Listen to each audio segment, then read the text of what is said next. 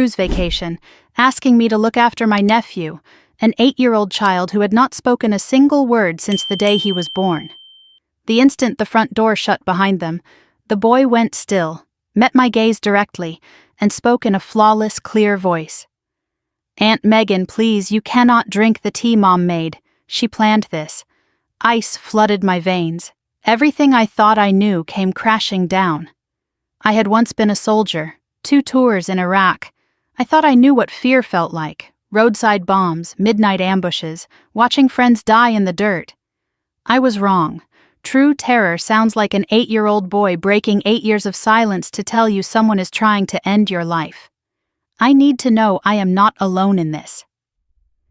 Drop a comment with where you are watching from, your city, your country, because in the next few minutes, you will understand why I am sharing this story with the world, no matter where you are. What happened next changed everything I thought I knew about family, betrayal, and survival. Let me take you back to that Thursday morning in October. The morning everything began to unravel. Rachel and Daniel pulled into my driveway just after 9, their black SUV gleaming in the autumn sun. I stood on the porch of my house on Pecan Grove Lane, coffee in hand, watching them arrive.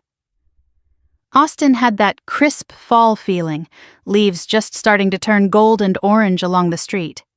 Rachel stepped out first. My sister. 38 years old, hair perfectly styled, designer sunglasses perched on her head. She looked like she had walked out of a magazine. I had raised her since she was 3 years old. After our parents died in a car accident when I was 18 and she was just a little girl, I gave up my college scholarship, joined the Army for the signing bonus and steady pay, and spent the next 25 years making sure she had everything she needed: education, stability, a normal life. I sacrificed my own future so she could have hers. Daniel followed her out of the car, her husband of 10 years, 42, tall, expensive suit even on a casual Thursday. He worked in real estate, always talking about investments and opportunities and the next big deal. His smile was white and wide and never quite reached his eyes. I had never fully trusted him, but Rachel loved him, and that had been enough for me. "We are so grateful you can do this, Megan," Rachel said, walking up to embrace me. The hug was brief, perfunctory. "Our 10th anniversary cruise, 4 days in the Caribbean. We have been planning this forever." "Happy to help," I said. "Where is Evan?" Daniel was already pulling luggage from the trunk. The boy climbed out of the back seat slowly, clutching a worn teddy bear he had carried everywhere since he was 2. Evan, 8 years old, small for his age, with curly brown hair and deep blue eyes that seemed to hold secrets no child should carry. He did not smile when he saw me. He never smiled. He did not wave or make any sound of greeting. He never did. The doctors called him nonverbal, possibly a developmental condition, they said. Might never speak. We had taken him to specialists, therapists, everyone we could find. Nothing wrong with his hearing, nothing wrong with his vocal cords. The experts shrugged and suggested it might be psychological, might be neurological, might be something no one could explain. Rachel always refused further treatment. "He is fine," she would say. "We have accepted it." I watched Evan walk toward the house, and something strange happened. He stopped at the threshold of my front door. His eyes swept across the room, not like a child looking at familiar surroundings, but like someone assessing a space, calculating. For just a moment his gaze met mine, and I saw something flicker behind those blue eyes. Something alert, something knowing, something that should not exist in a child who supposedly understood nothing. Then the moment passed. He was just Evan again, silent, distant, unreachable. I shook off the feeling, just my imagination. Inside the kitchen, Rachel placed a wooden box on my counter. The smell of dried herbs wafted up when she opened the lid. "I made you something special," she said. "A herbal tea blend. Chamomile, valerian, lavender. It helps with sleep." I did not remember mentioning any trouble sleeping, but I nodded politely. Rachel began arranging the contents. Individual packets, neatly labeled, enough for 8 days, though they would only be gone for 4. She lined them up with careful precision, almost obsessive attention. "It is very important you drink this twice a day," she said. "Morning and evening. At your age, consistency matters for your health." I was 45, not 85. The comment felt strange, but I let it go. Daniel stood in the kitchen doorway, and I noticed his eyes were not on me. They were on the tea box. Something flickered across his face. Anticipation? Anxiety? Before I could analyze it, he looked away and checked his watch. "We should go," he said. "Flight to the cruise port leaves in 3 hours." Rachel turned to Evan, who stood motionless near the refrigerator. Her voice went cold, flat, devoid of any maternal warmth. "Remember what we talked about, Evan. Be good." Evan did not react, but I saw his small hand tighten around the teddy bear. I had seen Rachel speak to her son hundreds of times, and it always struck me the same way. She addressed him like an object, a piece of furniture that occasionally needed acknowledging. Not like a child, not like her child. Something in my gut twisted. That old instinct from Iraq, the sixth sense that had kept me alive through 2 deployments. Danger nearby, something wrong. But this was my sister. This was family. I pushed the feeling down. The goodbyes were quick. Daniel did not say a word to Evan, did not hug him, did not even look at him. Rachel gave her son an air kiss from 3 feet away, then turned to me. "Take care of yourself, sis." She paused, her eyes traveling over me from head to toe. "You have been looking tired lately."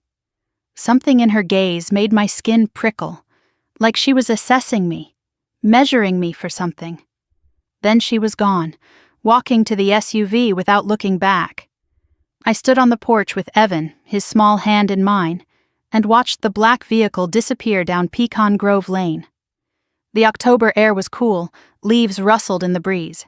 It should have been peaceful. It was not. The moment the SUV turned the corner, Evan's grip on my hand changed. His fingers clamped down on my wrist with surprising strength, urgent, desperate. I looked down.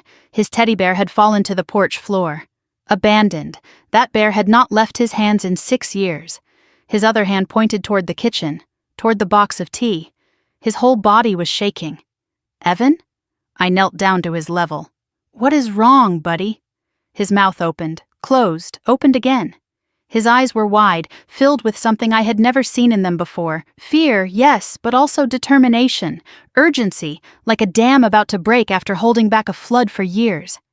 Then he spoke. The voice was rough, unpracticed, a machine that had not run in years, finally turning over. But the words were clear, crystal clear. "Aunt Megan." I stopped breathing. "Do not drink the tea." The world tilted sideways. Mom put something bad in it. She planned this. My knees nearly buckled. I grabbed his shoulders to steady myself, or maybe to confirm he was real, that this was real. "Evan," I managed to whisper, "did you just speak?" His small hands grabbed my shirt, bunching the fabric in his fists. The terror on his face was adult in its intensity.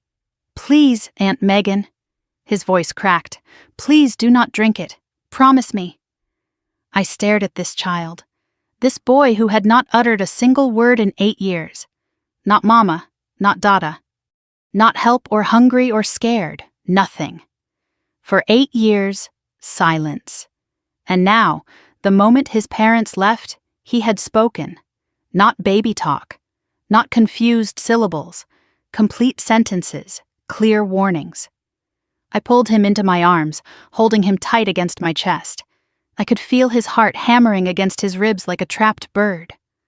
"Okay," I said, my voice shaking. "Okay, Evan, I will not drink it, I promise."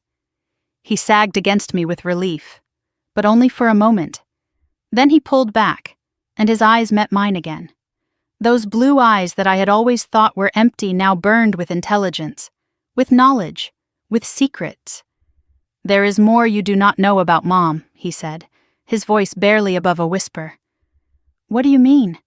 He glanced toward the kitchen where the tea sat waiting. Then back to me.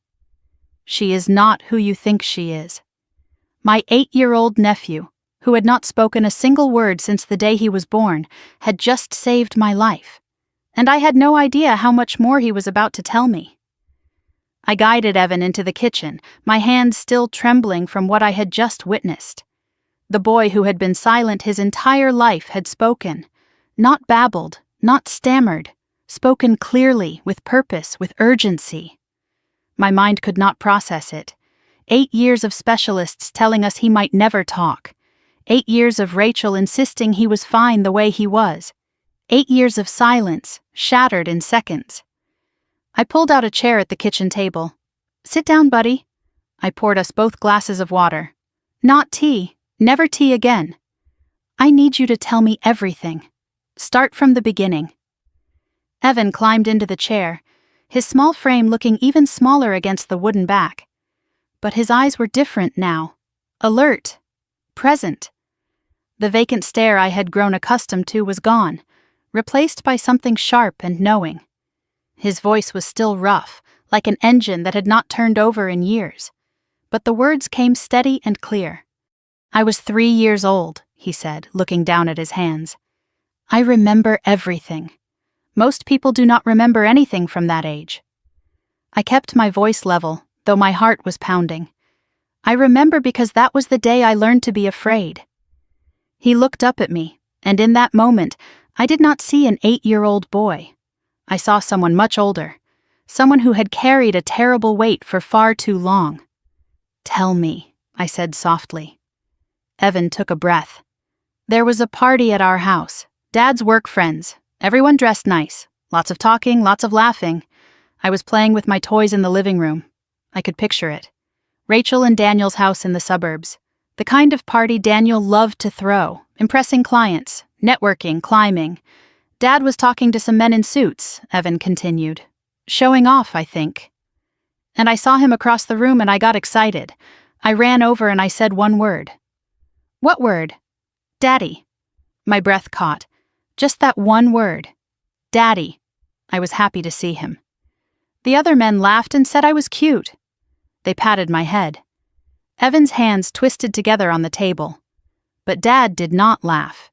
He smiled at the men, but when he looked at me, his eyes were different. Cold. I did not understand then. I was only 3. "What happened after the party?" Evan went quiet for a moment. When he spoke again, his voice had dropped to barely above a whisper. "That night. After everyone left. After Mom was downstairs cleaning up. He closed his eyes and I watched him travel back in time to a memory no child should have to carry. I was in my room, in my bed. The nightlight was on, the one shaped like a moon. I remember because I was looking at it when the door opened. I wanted to reach across the table and hold him, but I sensed he needed to tell this without interruption. He needed to finally speak the words he had held inside for 5 years. Dad came in. He closed the door behind him, then he locked it. My hands clenched into fists beneath the table. He walked over to my bed, sat down on the edge. He did not look angry. That was the scary part. He looked calm, quiet, like he was about to tell me a bedtime story. Evan opened his eyes, staring at some point in the middle distance. He said, "You spoke today, Evan. That was a mistake." I could hear Daniel's voice in my head, that smooth, reasonable tone he used when he was being his most manipulative. "I did not understand," Evan continued. "I was 3. I did not know what a mistake meant. Not really." What else did he say? He said, "Do you know what happens to children who speak when they should not?" The room felt colder. The afternoon sun streaming through the windows did nothing to warm it. He told me there was a special hospital, a place for broken children. He said they take you away in the middle of the night and you never come back. He said Mommy would not save me. He said you would not find me. He said I would be alone forever, in the dark, with no one, 3 years old, threatened with abandonment, with disappearance, with a fate designed to terrify a toddler into silence. Then he said the rule. Evan's voice hardened, aged beyond his years. "From now on you do not speak, not one word, not to anyone, ever. If you speak I will know, and I will send you to that hospital." I could not stay silent any longer. Evan, I am so sorry. I had no idea. He was not finished. He stood up, walked to the door, opened it.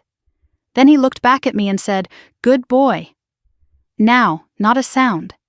And he left. Like nothing happened. The horror of it washed over me. A 3-year-old child, terrorized into silence by his own father. Believing every word because what does a toddler know about lies? I stopped talking that night, Evan said. I have not said a word out loud since. Until today. 5 years. 5 years of silence because a grown man threatened a baby. Rage burned in my chest, hot and fierce. But I had to ask the question I dreaded. What about your mother? Did she know? Evan's eyes met mine. The answer was there before he spoke. Mom knew. She was there. My heart cracked. A couple days after Dad warned me, I was playing in my room. By myself. And I made a sound, a little laugh. I did not mean to. It just came out. What happened? Mom heard. She came to my room, knelt down in front of me. I braced myself. Her voice was sweet. That is what I remember. Sweet like honey. But her eyes were cold, just like Dad's. What did she say? She said, "Daddy told you the rules, did he not? Good boys do not make sounds. Good boys are quiet." Rachel, my sister, the girl I had raised, the woman I had sacrificed everything for. She had looked at her 3-year-old son and reinforced the terror her husband had planted. Then she said, "If you are not a good boy, we cannot keep you anymore. You do not want to go to the hospital, do you?" I felt sick, physically ill. Rachel had not just failed to protect her son. She had participated in his psychological torture. She had normalized the silence, made it a condition of love. A 3-year-old cannot tell the difference between a rule and a death sentence. To Evan, being quiet meant survival. Speaking meant disappearing forever. I wanted to drive to the cruise port, pull Rachel off that ship, demand to know why. How could she do this to her own child?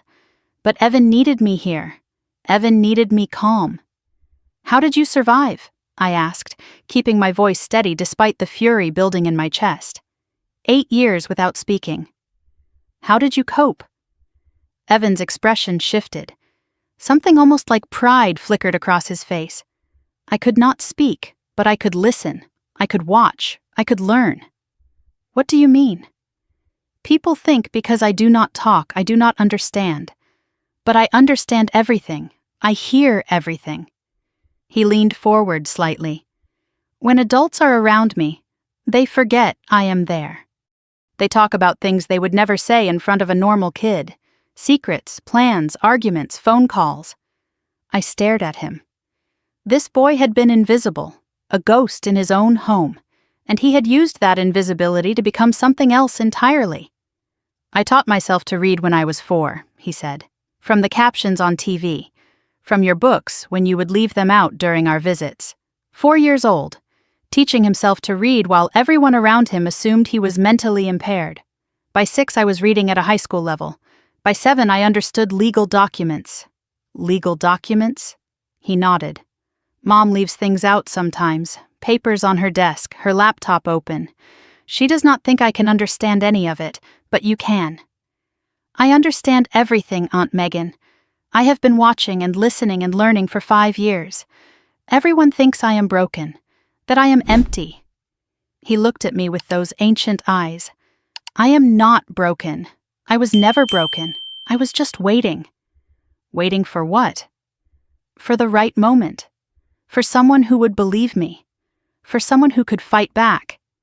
My throat tightened. This child had been alone with his knowledge for years, carrying secrets too heavy for adult shoulders, let alone a child's. 6 months ago, Evan said, something changed. What happened? I could not sleep. I went downstairs to get water. It was late, maybe midnight. I heard voices from Dad's office. My pulse quickened. Mom and Dad were talking. Quiet, but I could hear through the door. What were they saying? Your name, over and over, and words like medicine and confused and inheritance. Inheritance, my house, my savings, everything I had built over 25 years of military service. Then I heard Mom say something that made me freeze. "What?" she said. "By Christmas, she will not remember her own name. By spring, she will be in a facility, and everything she owns will be ours." The room spun. 6 months. They had been planning this for at least 6 months, maybe longer. "That is when I knew," Evan said. "I knew they were hurting you. I knew I had to do something. But you could not speak." "No. If I spoke, Dad would send me away. No one would believe a mute kid anyway. So I did the only thing I could." "What did you do?" "I started collecting evidence." I stared at him. Papers Mom left out, screenshots from her computer when she forgot to close it, receipts from the trash. "You went through the garbage?" "Every week, after they took it out, before the truck came, looking for anything that might prove what they were doing." An 8-year-old boy digging through trash to save his aunt's life, while his parents planned murder in the next room. "I have been saving everything," Evan said, "hiding it where they would never look, waiting for the chance to tell someone." "Why now?" "Why today? Because this is the first time we have been alone. Really alone, without them watching, without Dad checking on me, without Mom listening at doors. 4 days. They had given us 4 days. And because the tea," Evan added. "The new tea Mom made. I saw her putting things in it, crushing pills, mixing them in. I knew if you drank it, you might not wake up." My blood ran cold. That tea on my counter was not a gift. It was a weapon. Evan stood up from the table. His small frame seemed to grow larger somehow. More solid, more certain. "I did not just listen, Aunt Megan. I collected proof. Papers, screenshots, receipts, everything they have been planning." He held out his hand to me. I hid it where they would never think to look. "Where?" "Here. In this house. In my room." I took his hand and stood. "Do you want to see it?" "Yes." Evan's grip was firm, steady, the grip of someone who had been carrying a burden alone for too long and was finally ready to share it. "I have been saving it for someone who would believe me," he said. "Someone who could fight back." His eyes locked onto mine. "You were a soldier, Aunt Megan. Now I need you to be one again." Evan did not wait for me to answer his question. He was already moving, his small hand pulling me out of the kitchen and toward the stairs. The boy who had been silent for 8 years now moved with purpose, with urgency, with the determination of someone who had waited far too long for this moment. We passed through the living room, and my eyes caught the family photos on the wall. Rachel in her wedding dress, radiant and smiling. Daniel with his arm around her, that perfect white smile on display. Evan as a baby, held by his mother, his blue eyes already holding that distant, unreachable look I had mistaken for emptiness. I had walked past these photos 1,000 times and never seen what was really there. A family built on lies. A child trapped in plain sight. I had built this house with my own hands and military salary. 15 years ago, I bought the land on Pecan Grove Lane with my combat pay and signing bonuses. Every board, every nail, every coat of paint represented years of sacrifice, years of deployments, years of missing holidays and birthdays, and ordinary life so that I could build something permanent, something that would last. And Rachel wanted to take it from me. Rachel, who I had raised from a toddler. Rachel, who I had fed and clothed and protected. Rachel, who I had given everything. My jaw tightened as we climbed the stairs. The wooden steps creaked beneath our feet, the same steps I had installed myself all those years ago. I never imagined I would be climbing them to view evidence of my own attempted murder. Evan's room was at the end of the hallway. It was not his primary bedroom, just the space he used when he stayed with me during visits. Rachel always seemed eager to send him over, at least once a month, sometimes more. "He is so much calmer at your place, Megan," she would say. Now I understood. She wanted him out of the way so she could plan without a witness. She forgot that her silent son saw everything. The room was simple. A twin bed with a navy blue comforter I had picked out because I thought boys liked blue. A small bookshelf filled with children's books that Evan supposedly could not read. A wooden toy box in the corner, a birthday gift from me when he turned 5. Dinosaur wallpaper on one wall, cheerful and bright. A room designed to welcome a child who could not communicate. Except that child could communicate. He had simply chosen not to. Or been forced not to. Evan walked past the bed, past the bookshelf, straight to the toy box. He knelt beside it and lifted the lid. Inside were the usual things: plastic trucks, building blocks, stuffed animals that had seen better days, a puzzle with half the pieces missing. But Evan did not reach for any of those things. Instead, his small fingers slid along the bottom of the box, searching for something. I heard a soft click. The false bottom popped up slightly. "I made this 2 years ago," Evan said quietly, "with a screwdriver from your garage. 6 years old." He had been 6 years old when he constructed a hidden compartment in a toy box. While everyone around him assumed he was mentally impaired, he was building secret spaces to store evidence against his own parents. I watched as he lifted the wooden panel away, revealing a shallow compartment beneath. Inside were papers, folders, a small envelope, items that should not exist in a child's toy box. "Mom thinks I do not understand anything," Evan said, pulling out the contents. "She used to leave papers on her desk when it was just the two of us at home. She would make me stand there and watch her work because she knew I could not tell anyone. Once she got an emergency phone call and forgot to take a yellow envelope with her to the bathroom." He looked up at me. I took it. I knew if I took everything she would notice. So I only took what she would not miss. Things she threw away, things she forgot about. He handed me a manila folder, worn and creased from being hidden for so long. I sat down on the edge of the bed and opened it. Inside were handwritten pages. Rachel's handwriting. I would recognize it anywhere. The same looping letters she had used on birthday cards and grocery lists for 35 years. But these were not birthday cards. The first page had a heading written in blue ink. MS Progress Week 1. MS Megan Sullivan. My initials. I began to read. Day 3. Complained of fatigue during phone call. Good sign. Day 5. Mentioned forgetting where she put her keys. Dosage working. Day 7. Seemed confused during video chat. Forgot what she was saying mid-sentence. Increase next week. My hands began to shake. I turned to the next page. Week 2, Day 10. Found her wandering in backyard at odd hour. Said she could not remember why she went outside. Perfect. Week 3, Day 16. Nearly fell downstairs. Blamed it on being tired. No suspicion. The pages continued. Week after week, month after month. 24 weeks of documentation. 6 months of my sister tracking my decline. A decline she was causing. Week 12, tripped on stairs. Blamed it on age. Perfect. Week 18, forgot Rachel's birthday. She did not even notice. Almost ready. Week 21, having trouble following conversations. Increased dose showing results. I set the folder down because I was afraid I would tear it apart. Every symptom I had experienced over the past 6 months was listed here. The fatigue I blamed on getting older. The forgetfulness I attributed to stress. The confusion I told myself was nothing to worry about. None of it was natural. None of it was age. All of it was poison, carefully administered and meticulously documented by my own sister.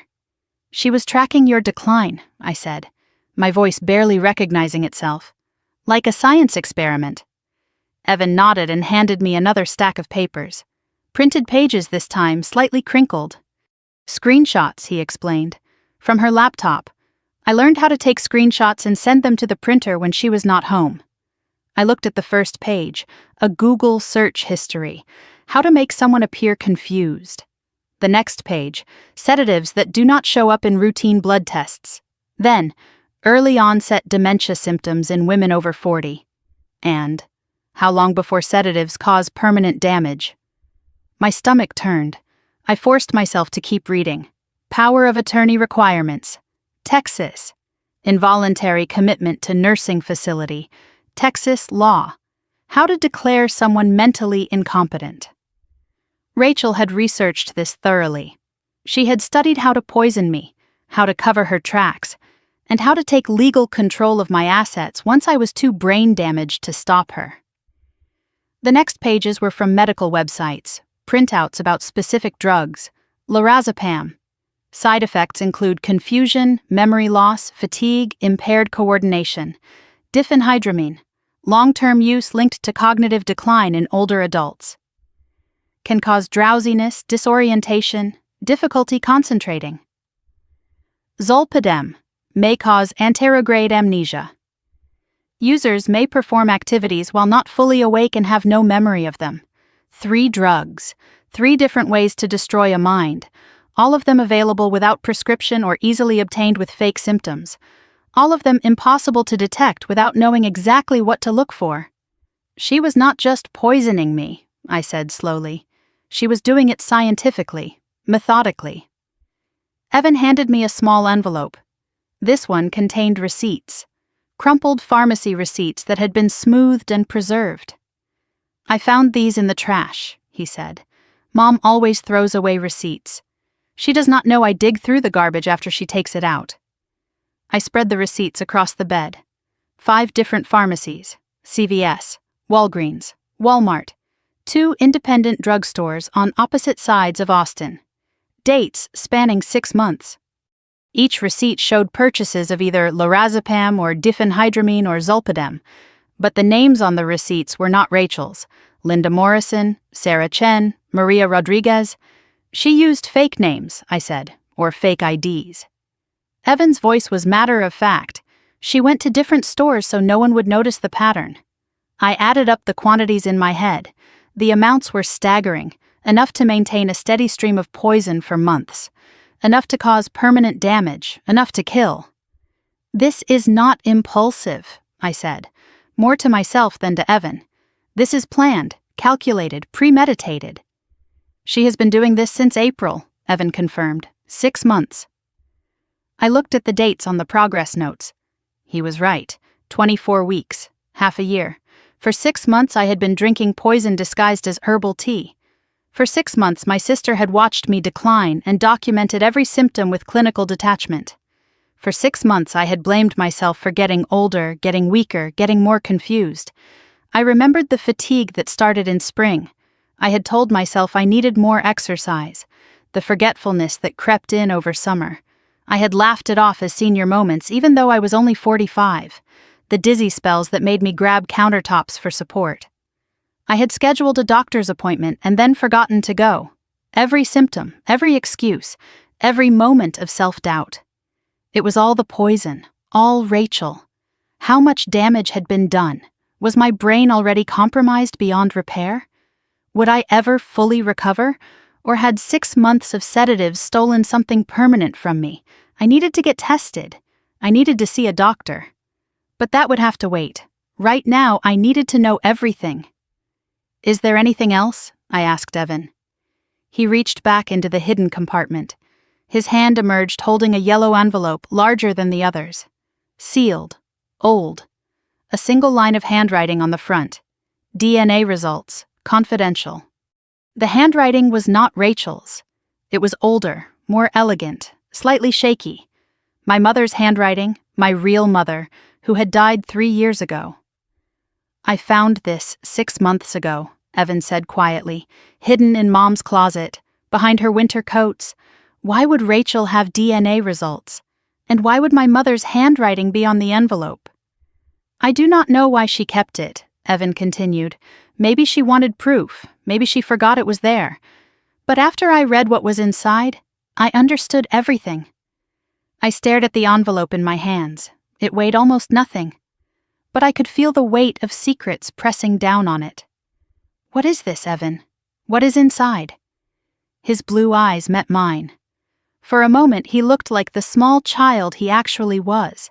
Scared, uncertain, carrying knowledge too heavy for his years. Open it, Aunt Megan. I slid my finger under the seal, my heart pounding. That is when everything changed for Mom, Evan said softly. That is why she hates you. I hesitated, the envelope half open. Evan's voice dropped to barely a whisper. That is why she wants you dead. The envelope felt weightless in my hands, but the secrets inside pressed down like a stone on my chest. I stared at my mother's handwriting on the front. DNA results, confidential. The letters were slightly shaky, written by a hand that had begun to weaken with age. My mother had held this envelope, had written on it, had hidden something inside that she never wanted anyone to find, and now Rachel had it, until Evan found it buried in her closet. I looked at the boy sitting beside me on the bed. His blue eyes were steady, patient. He had already read what was inside. He had carried this knowledge alone for months. Now he was waiting for me to catch up. My fingers trembled as I slid them under the seal. The paper was old, slightly yellowed at the edges. It tore easily, releasing a faint musty smell. Inside were 2 items, a folded letter on cream-colored stationery, and an official-looking document with a laboratory letterhead. I pulled out the document first. Austin Genetic Testing Laboratory. The address was on Research Boulevard, a part of town known for medical offices and clinics. The date at the top made my breath catch. March 15th, 2019, more than 5 years ago, just a few months before my parents died. Subject line: paternity and maternity verification. Tested individuals: Rachel Sullivan and Thomas Sullivan, Margaret Sullivan. I scanned down to the results section. The clinical language blurred before my eyes, but the numbers were clear, brutally clear. Probability of biological relationship between Rachel Sullivan and Thomas Sullivan: 0.00%. Probability of biological relationship between Rachel Sullivan and Margaret Sullivan: 0.00%. Conclusion: the tested individual, Rachel Sullivan, shares no genetic material with the alleged parents. No biological relationship exists. I read it again, then a 3rd time. The words did not change. 0%. Not a small percentage that might indicate a distant relation. Not an inconclusive result that required further testing. 0. Absolute 0. Rachel shared no DNA with my parents. Rachel was not my sister. She had never been my sister. That is not possible, I whispered. My voice sounded strange, distant, like it belonged to someone else. She has always been my sister, since she was 3 years old. Evan said nothing. He just watched me with those ancient eyes, letting me process what I was seeing. I turned to the letter. My mother's handwriting filled the page, the same elegant script she had used for grocery lists and birthday cards my entire life. But this was not a birthday card. To whoever finds this after I am gone. The words hit me like a physical blow. My mother had written this, knowing she might not be around to explain, knowing someone else would have to read it and understand. I should have told you the truth years ago, Megan. I am sorry. Rachel is not your biological sister. She was adopted. The room spun. I gripped the edge of the bed to steady myself. Your father and I could not have more children after you. We tried for years. The doctors said it was impossible. We were heartbroken.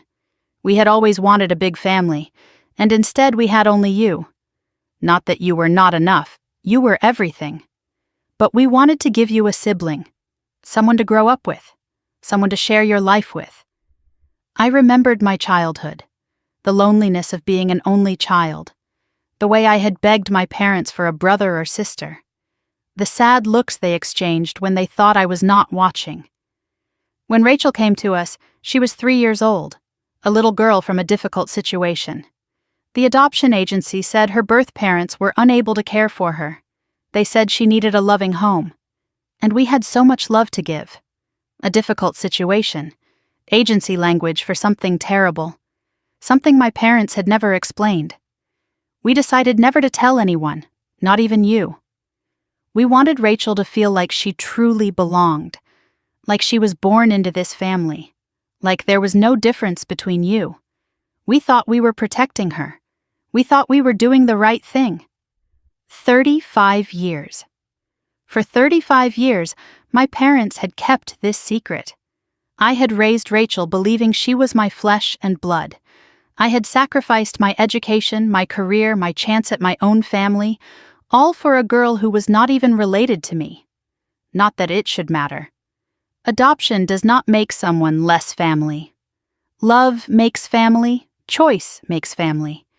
But the deception, the lie that had shaped my entire adult life, that mattered. Rachel found the adoption papers last month. They were hidden in our safety deposit box. She was looking for insurance documents after your father's hip surgery and found the file instead. She was devastated, angry. She demanded a DNA test to prove we were lying. We were not lying. The results confirmed what we always knew, but Rachel did not accept it. She could not accept it. My mother's handwriting became shakier toward the bottom of the page, the letters smaller, more cramped, as if she was running out of space or running out of time. I am writing this because I am afraid, Megan. Rachel has not been the same since she found out. She looks at your father and me differently now, like we are strangers, like we are enemies. Something has changed in her. Something cold has taken root. If anything happens to us, please look after yourself, and look after Evan. That poor boy needs someone who truly loves him. I love you, my daughter. My real daughter. Please forgive me for keeping this secret. Mom. The letter ended there. No date, no explanation of where she had hidden it or why. Just a mother's confession and a mother's fear. I set the papers down and closed my eyes. Behind my eyelids, memories flooded back. 35 years of memories, now recolored by this new truth. I was 10 years old when Rachel arrived. A warm spring afternoon. I was playing in the backyard, digging in the dirt for worms, when I heard my parents' car pull into the driveway. I ran around to the front of the house, expecting to see them returning from errands. Instead, I saw my mother climbing out of the passenger seat with a small child in her arms. A girl, maybe 3 years old, curly brown hair, big brown eyes filled with fear. She was clutching a ragged stuffed rabbit like her life depended on it. "Megan," my mother said, her voice bright with forced cheerfulness. "This is Rachel. She is your new baby sister." I did not ask questions. 10-year-olds do not question their parents. Not about things like this. If my mother said I had a baby sister, then I had a baby sister. That was how the world worked when you were 10. But I remembered Rachel's eyes that day, the terror in them. The way she flinched when my father tried to pat her head. The way she screamed that first night, screamed and screamed until she lost her voice. She came from a difficult situation, my mother had said. We need to be patient with her. We need to show her love. And I had. For 35 years, I had shown her nothing but love. Rachel was afraid of everything in those early months. Loud noises made her cry. Strangers made her hide behind my mother's legs. Even I scared her at first. She would not let me hold her hand or read her books or play with her toys. But slowly, gradually, she warmed to me. I became her protector, her champion, her big sister. I held her hand through every nightmare. I taught her to ride a bike. I helped her with homework. When bullies teased her in middle school, I walked her to class every day until they stopped. When a boy broke her heart in high school, I held her while she cried. I had loved Rachel like she was my own blood, because I believed she was. Now I knew the truth. She was not my sister. She had never been my sister. Our entire relationship was built on a lie my parents created with good intentions and terrible consequences. But here was the thing that broke my heart. It should not have mattered. Adoption does not make someone less family. If Rachel had learned the truth and come to me with questions and fears, I would have told her that biology meant nothing, that she was my sister in every way that counted, that I loved her regardless of DNA. Instead, she had chosen to hate us, to blame us, to punish us, to poison me. I opened my eyes and looked at Evan. When did Rachel find out? When exactly did she read those adoption papers? About 2 years ago, Evan said, right after Grandma and Grandpa died. Mom was cleaning out their house. She found a locked drawer in Grandpa's desk. I remembered that day. I had been at the house too, sorting through my parents' belongings. Rachel had insisted on handling the paperwork, the financial documents, the important files. I had been too grief-stricken to argue. She found the adoption file in that drawer, Evan continued. I remember because she locked herself in the bathroom for an hour after. Dad had to break down the door. What happened after that? She cried for a week, would not eat, would not sleep. I heard her screaming at Dad at night, screaming about lies and stolen identity and everyone being fake. I could picture it. The shock of discovering your entire identity was built on a secret, the sense of betrayal, the rage at the people who had hidden the truth. But then she stopped crying, Evan said. And that was worse. Worse how? She went quiet, cold. She stopped visiting Grandma and Grandpa's graves. She took down all their photos in our house. I had noticed that. The last time I visited Rachel's home, months ago, I had commented on the empty spaces on the walls. Redecorating, Rachel had said with a tight smile. Time for a change. She said they lied to her entire life, Evan continued, that they stole her identity, that they pretended to love her when they were really just using her. Using her for what? Evan shrugged. I do not know. Mom does not make sense when she talks about it. She says Grandma and Grandpa owed her. That you owe her. That everything you have should be hers as payment for the lie. Payment. As if 35 years of love was a debt that could be collected.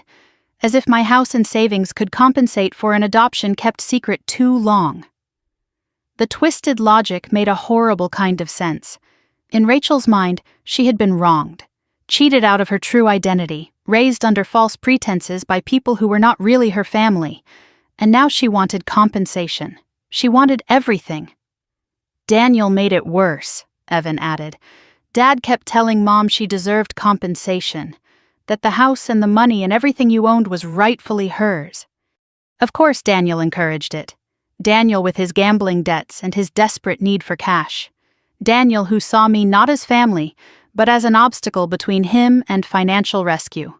Two broken people, one fueled by resentment, the other by greed. Together, they had designed a plan to take everything I had, including my life. Evan, I said slowly, processing the timeline. You said Rachel found out about the adoption 2 years ago, and my parents died about 2 years ago. He nodded. When exactly did they die? In relation to when Rachel found those papers? Evan's face went pale. His small body tensed beside me. Grandma and Grandpa died in March, 3 years ago now. But Mom found the papers while cleaning out their house, so she found out after they died. I frowned. Something did not add up. My mother's letter said Rachel had demanded a DNA test to prove they were lying. That meant Rachel confronted them while they were still alive. That meant the timeline was wrong. Unless my mother wrote that letter before she died. Unless Rachel found out while my parents were still alive. Unless the official story about when Rachel discovered the truth was itself another lie. Evan, I said carefully. Is there something else you heard? Something about Grandma and Grandpa? His hands twisted together in his lap. The first sign of nervousness I had seen from him since he started speaking. One night, about a year ago, Mom and Dad were drinking wine. They thought I was asleep. What did you hear? Evan's voice dropped to barely a whisper. Mom said something I will never forget. Tell me. She said, It worked the first time, did it not? With them. No one suspected a thing. The room went cold. My skin prickled with sudden dread. And Dad laughed and said, The tea was perfect, just like it will be with her. I could not breathe. The walls seemed to close in around me. Evan, I managed. Are you saying what I think you are saying? He looked at me with eyes too old for his face. Eyes that had seen too much, known too much, hidden too much. I think Mom and Dad killed Grandma and Grandpa, he said. And now they are trying to kill you the same way. The words hung in the air between us. I think Mom and Dad killed Grandma and Grandpa. My 8-year-old nephew had just accused his parents of double murder. And the worst part was that I believed him. I stood up from the bed, my legs unsteady beneath me. The room felt too small suddenly. The cheerful dinosaur wallpaper seemed to mock me. This was supposed to be a safe space, a child's room. Instead, it had become the place where my entire world collapsed. My parents, Thomas and Margaret Sullivan, the people who raised me, who loved me unconditionally, who gave me everything they had. 3 years ago, I had stood at their graves and wept. Heart failure, the doctors said about my father. Complications from grief, they said about my mother when she followed him 2 months later. I had accepted those explanations because they made sense. My parents were in their 70s. They had been married for 50 years. When one died, the other often followed. Broken heart syndrome, some people called it. A poetic way to describe the loss of will to live. But now I was learning that poetry might have been poison, that grief might have been murder, that my sister, the girl I raised, the woman I sacrificed everything for, might have killed them both. I walked to the window and stared out at the backyard. The same backyard where I had played as a child, where my mother had grown roses every summer, where my father had taught me to throw a football. They would have been so proud of me, my mother wrote in that letter, and they would have loved Evan. Now they were gone. And their killer was floating on a cruise ship somewhere in the Caribbean, probably sipping champagne and celebrating how close she was to finishing what she started. Evan appeared beside me at the window. His small hand found mine. "I know it is a lot," he said quietly. "I have been carrying it alone for a long time." I looked down at him. This child who had witnessed more horror than most adults, who had lived in silence for 8 years because the people who should have protected him had threatened to destroy him instead, who had gathered evidence against his own parents to save the life of an aunt he barely knew. "How did you carry this?" I asked, knowing what they might have done, living with them every day. Evan was quiet for a moment. "I pretended I did not know," he finally said. That was the hardest part, acting like everything was normal, eating dinner with them, watching TV with them, knowing they might be murderers. His voice cracked slightly on the last word. "But I could not tell anyone. Who would believe a mute kid? And if I tried to speak, Dad would send me away. I would disappear into that hospital he talked about. And then there would be no one left to stop them." The weight of his burden crushed my heart. 8 years old, and he had appointed himself the last line of defense against evil, because no one else could see it, because no one else would believe it. "You are not alone anymore," I said, squeezing his hand. "I believe you, and we are going to stop them." Evan looked up at me with something like hope in his eyes, the first real hope I had seen there since he started speaking. "What do we do now?" The question snapped something into focus inside me. For the past hour, I had been reacting, processing shock after shock, revelation after revelation. My mind had been spinning in circles, trying to absorb the impossible. But I was a soldier. I had been trained for situations like this. Not exactly like this, of course. No military manual covers discovering your sister is trying to poison you, but the principles were the same: hostile territory, unknown threats, limited resources, need for intelligence. In Iraq, panic got you killed. Planning kept you alive. I took a deep breath and pushed the emotions aside. There would be time to grieve later, time to rage and cry and fall apart. But not now. Now I needed to think like a soldier. I walked back to the bed and sat down, pulling Evan with me. "Let me assess the situation," I said, more to myself than to him. "What we know, Rachel and Daniel have been poisoning me for 6 months. They may have murdered my parents 3 years ago. They plan to declare me mentally incompetent, take control of my assets, and probably let me die in a nursing home. What we have: evidence that Evan collected, progress notes, search history, receipts, the DNA results, and my mother's letter. 4 days before they returned from their cruise. What we need: medical proof that I have been poisoned, investigation into my parents' deaths, legal protection, allies who can help us fight back." Evan listened intently, his expression serious.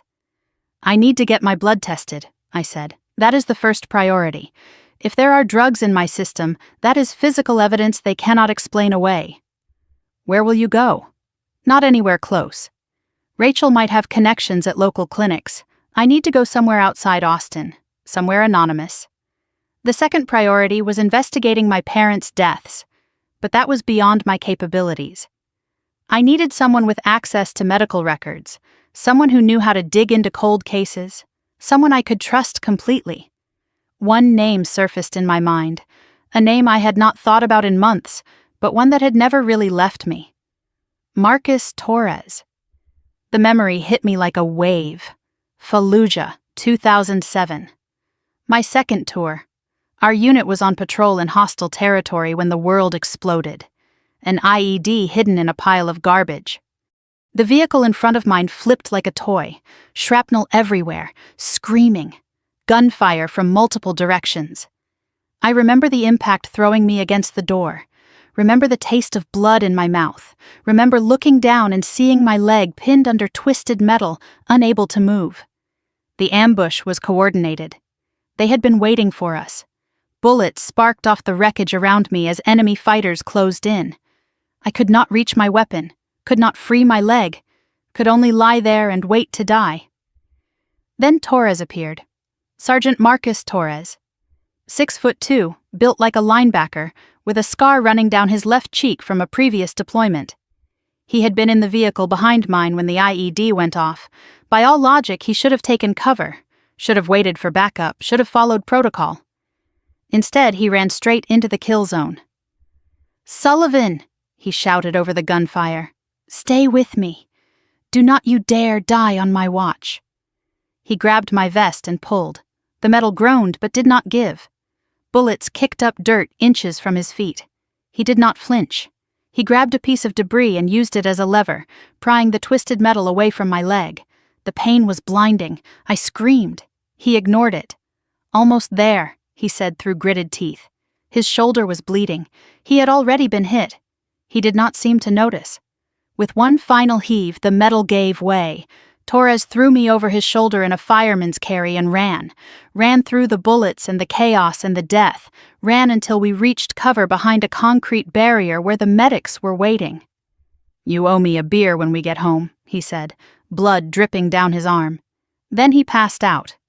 Torres saved my life that day, but what he did not know was that I saved his too, just not in the same way. After that tour, Torres developed severe PTSD, nightmares, flashbacks. He could not hold down a job, could not maintain relationships, could not find a reason to keep going. I was the only person he would talk to. For months, I called him every week, sometimes every day. I listened when he needed to vent. I talked him down when the darkness got too close. I reminded him that the war was over, that he was home, that his life still had meaning. He got better, slowly. Eventually, he found his footing again, left the Army in 2015 and became a private investigator in Houston, specialized in fraud cases, missing persons, and cold cases. He was good at it, really good. We had stayed in touch over the years, not constantly, but enough. Birthday messages, occasional phone calls, the kind of connection that survives distance and time because it was forged in fire. If anyone could help me investigate my parents' deaths, it was Marcus Torres. I looked at Evan. "I need to make a phone call. Can you give me a few minutes?" He nodded and headed for the door. Then he stopped and turned back.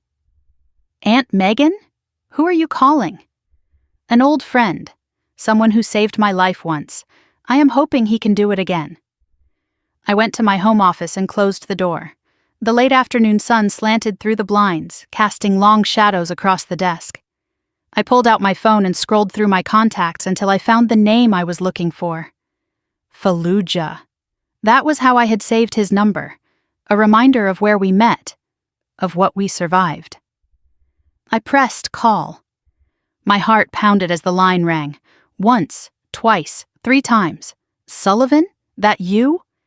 His voice was the same, deep, slightly raspy, with a hint of Texas drawl he had never lost. "Marcus, I need help, and I cannot go to the police. Not yet. Silence on the other end.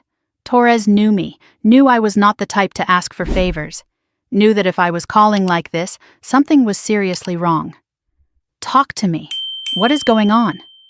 I told him everything, condensed it into the essential facts like a combat briefing. My sister was poisoning me. My sister might have murdered my parents. I had a witness, an 8-year-old boy. I had preliminary evidence. I needed a deeper investigation. When I finished, there was a long pause. Jesus Christ, Meg. Your sister? The one you practically raised? Yeah, that one. Another pause. I could hear him processing, the way he always did. Sorting information, assessing threats. What do you need from me?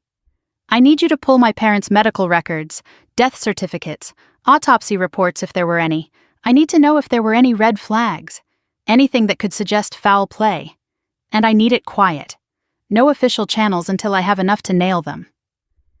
I still have contacts at Austin PD, Torres said, and a friend at the medical examiner's office. I can start digging tonight. Give me 24 hours. Relief washed over me.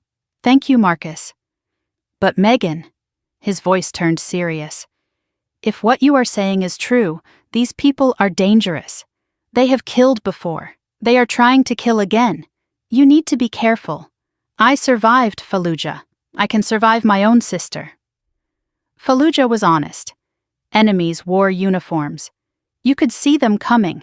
This is different. This is family. This is someone who knows your routines, your weaknesses, your blind spots. He was right. Rachel had been studying me for months.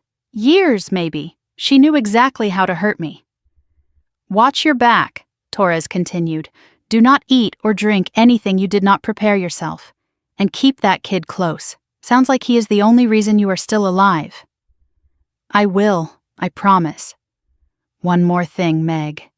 His voice dropped lower, more serious than I had ever heard it.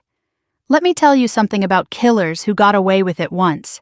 They get confident. They think they are smarter than everyone else. That confidence makes them dangerous. But it also makes them sloppy.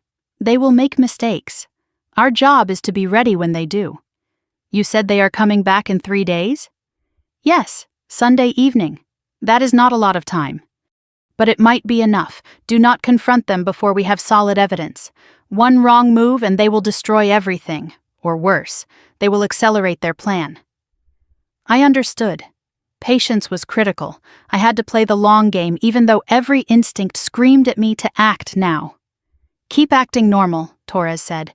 Keep pretending the tea is working. Document everything, dates, times, symptoms you have experienced. And Megan, get your blood tested. Tomorrow. First thing. If there is poison in your system, that is physical evidence they cannot explain away. Understood. I will call you after the blood test. And Meg, do not thank me yet. Thank me when they are in handcuffs. Before I could respond, he added one final warning. If they killed your parents and got away clean, they have had practice. That means they know how to cover tracks, how to look innocent. Do not underestimate them just because one is your sister. I will not. I will dig into those medical records tonight. If there is anything suspicious, I will find it. There was a pause. When Torres spoke again, his voice was heavy with concern.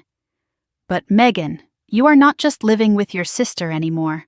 You are living with a potential murderer. Maybe two. Another pause. Sleep with one eye open. The line went dead.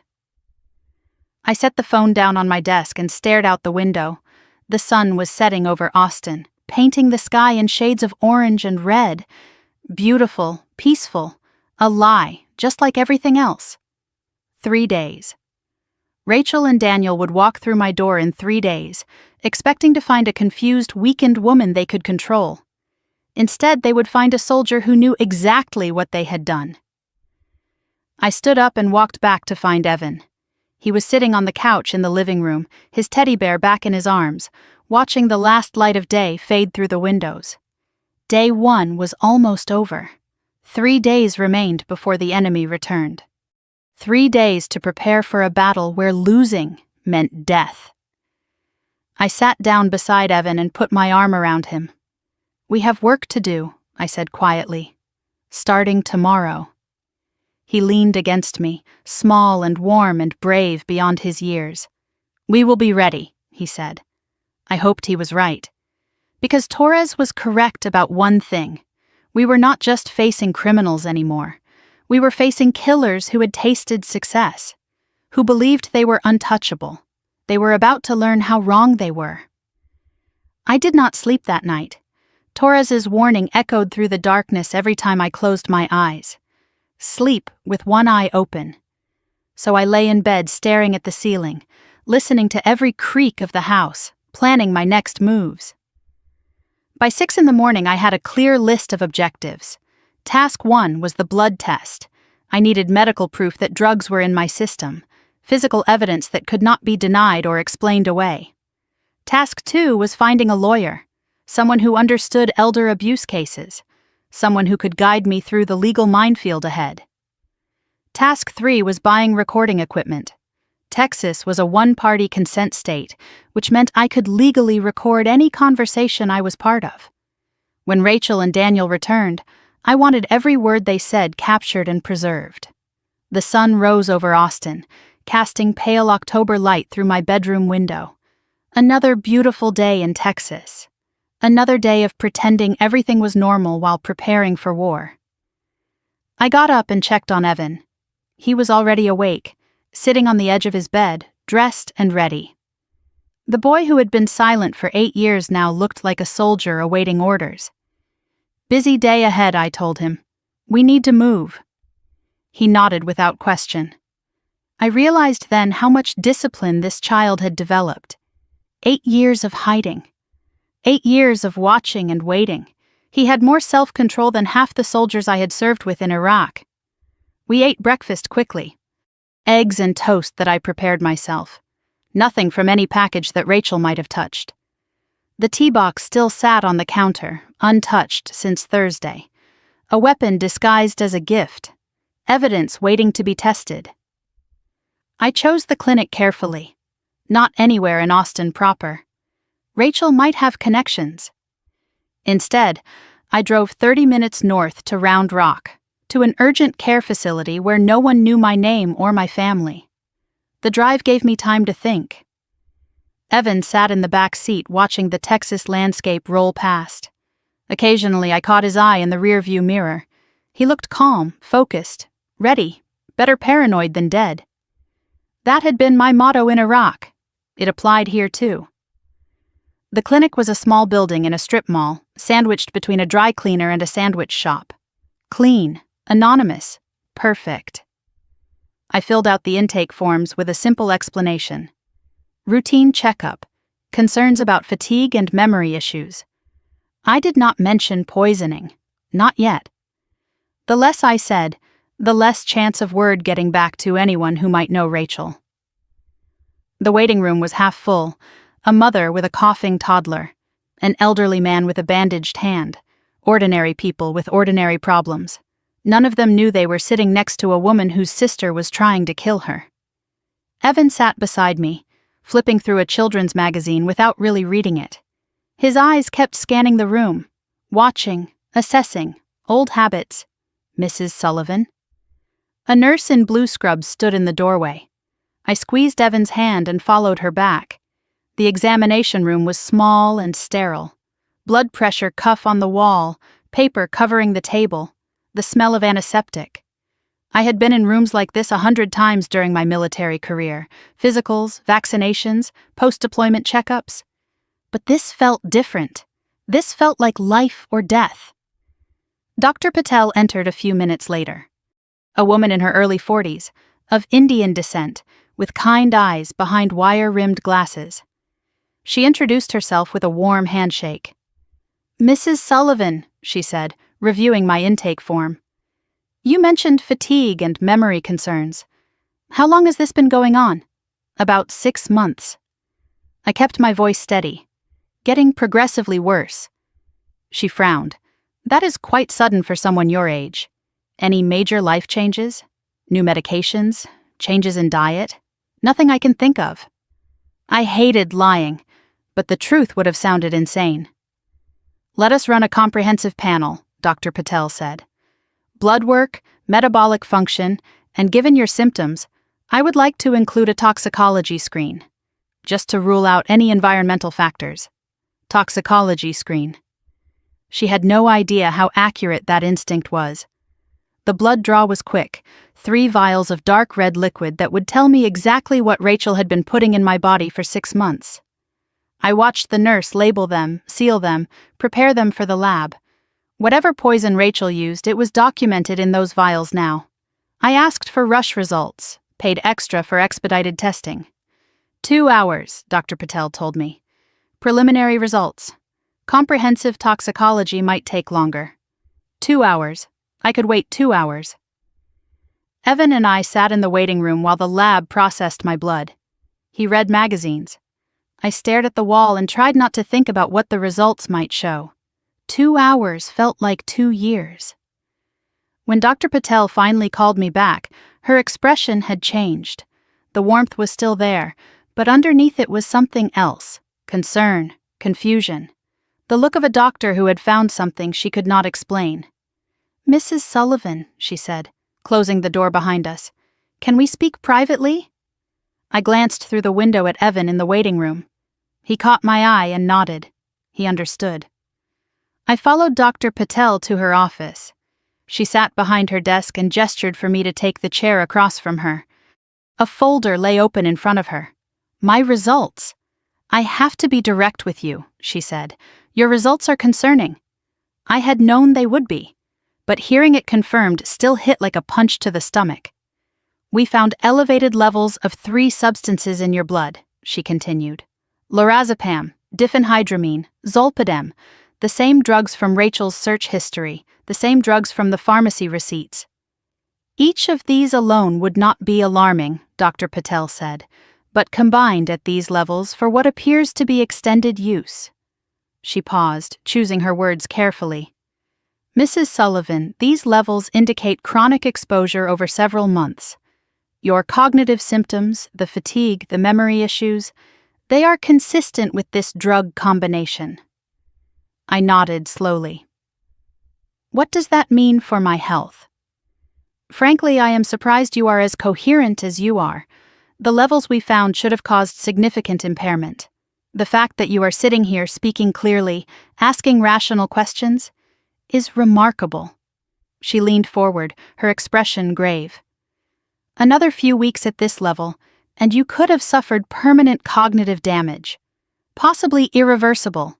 We are talking about long-term memory impairment. Difficulty with basic tasks, potentially a vegetative state." I forced myself to ask the question.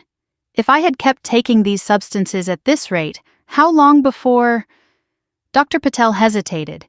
"It is hard to say exactly, but based on the trajectory, 3 to 4 weeks, maybe less. You could have been in a vegetative state, or dead." The words hung in the air. 3 to 4 weeks. Rachel had been a month away from finishing me off. "Mrs. Sullivan," Dr. Patel said carefully, "how did these substances get into your system?" I met her eyes. "That is what I am going to find out." I asked for complete documentation, official reports, copies of all results, everything notarized and time-stamped. Dr. Patel obliged without further questions, though her eyes were full of unasked ones. She knew something was wrong. She just did not know how wrong. I left the clinic with a folder full of evidence and a cold certainty in my chest. Medical proof, physical documentation of attempted murder. Rachel could not explain this away. The next stop was downtown Austin. I had found a lawyer during the drive to Round Rock, searching on my phone while Evan watched the road. Linda Chen of Chen and Associates, specializing in elder abuse, guardianship disputes, and family fraud. Perfect. Her office was on Congress Avenue, in one of those tall glass buildings that reflected the Texas sun. The reception area was all leather chairs and law degrees on the walls. Expensive, professional, exactly what I needed. Evan came with me. I was not letting him out of my sight until this was over. "Mrs. Sullivan," the receptionist said after a brief wait, Ms. Chen will see you now. Linda Chen was not what I expected. Mid-50s, Chinese-American, with short black hair and sharp eyes behind designer glasses. She wore a gray suit that probably cost more than my monthly pension. But there was nothing soft about her. She looked like someone who had fought battles and won them. I understand you have a sensitive matter to discuss, she said, gesturing for me to sit. Very sensitive. And possibly criminal. I gave her the condensed version, the same briefing I had given Torres. Sister poisoning me. Evidence collected by 8-year-old nephew. Possible connection to parents' deaths 3 years ago. Need for legal protection and guidance. Linda Chen listened without interrupting. She took notes on a yellow legal pad, her pen moving in quick, precise strokes. When I finished, she set the pen down and studied me. Mrs. Sullivan, what you are describing is attempted murder. Potentially double murder if your parents were victims too. This is not just elder abuse. This is a major criminal case. I know. But to prosecute, we need irrefutable evidence. What you have now is a start. But we need more. That is why I am here. I need to know my legal options, how to collect evidence properly, what I can and cannot do. Linda nodded approvingly. Smart. Too many people act on emotion and destroy their own cases. Let me explain your situation. She walked me through Texas law. Recording conversations was legal as long as one party consented. Since I would be part of any conversation with Rachel and Daniel, I could record them without their knowledge. Those recordings would be admissible in court. She outlined a strategy. Keep collecting physical evidence, tea packets, receipts, documents. Get the blood test results officially notarized and stored with a third party. When Rachel and Daniel returned, act normal, act weakened. Let them think their plan was working. Create situations where they might confess or reveal their plans, Linda said. But do not push too hard. Do not ask leading questions that could be seen as entrapment. Let them talk. Let them incriminate themselves. What about my nephew? If his parents go to prison, you can petition for emergency guardianship. Given the circumstances, especially if the boy testifies, it would be a strong case. But let us focus on survival first. Guardianship comes after. She recommended recording equipment, small, discreet devices, a pen recorder, a button camera. She gave me the name of a shop that specialized in such things. I will handle it, I said. Before I could stand, Linda held up her hand. One more thing, Mrs. Sullivan. I took the liberty of running a preliminary background check on your brother-in-law. I hope you do not mind. I raised an eyebrow. What did you find? She opened a folder on her desk. Daniel Morrison, real estate agent. Looks successful on paper. But beneath the surface, he is drowning. She ran down the numbers. Credit card debt of $47,000. Personal loans totaling $65,000. And the most damaging part. Gambling debts to private creditors. Approximately $180,000. $180,000. I stared at her. That is why he needs me dead. Not for love. For money. Linda nodded. The people Daniel owes do not accept late payments. He is desperate, and desperate people do desperate things. I did the math in my head. My house was worth around $450,000. My savings and military retirement totaled roughly $300,000. Together, my estate was worth about $750,000. More than enough to pay Daniel's debts and leave plenty left over. I was not just a target of opportunity, I said slowly. I was their lottery ticket. Linda closed the folder and looked at me with something like respect. Mrs. Sullivan, I want to be very clear about something. Daniel Morrison is $180,000 in debt to people who do not accept late payments. Your sister may hate you for personal reasons, but Daniel needs you dead for financial survival. She leaned forward, her voice dropping. They are not just after your house. They need your entire estate to cover his gambling debts. A pause. You are worth more to them dead than alive. Do you understand what that means? I understood. It meant they would not stop. It meant half measures would not work. It meant this was not just about justice or revenge. It meant this was survival, pure and simple. It means they will not stop, I said quietly. Not until one of us is in the ground. Linda nodded. Then we need to make sure it is not you. I stood and shook her hand. Thank you for your honesty. She held my grip for a moment. Thank me when you are still breathing next week. I walked out of her office with Evan's hand in mine. The sun was setting over Austin, painting the sky in shades of gold and crimson. Day 2 was ending. 2 days remained before Rachel and Daniel returned. 2 days to prepare for a battle where the stakes were everything.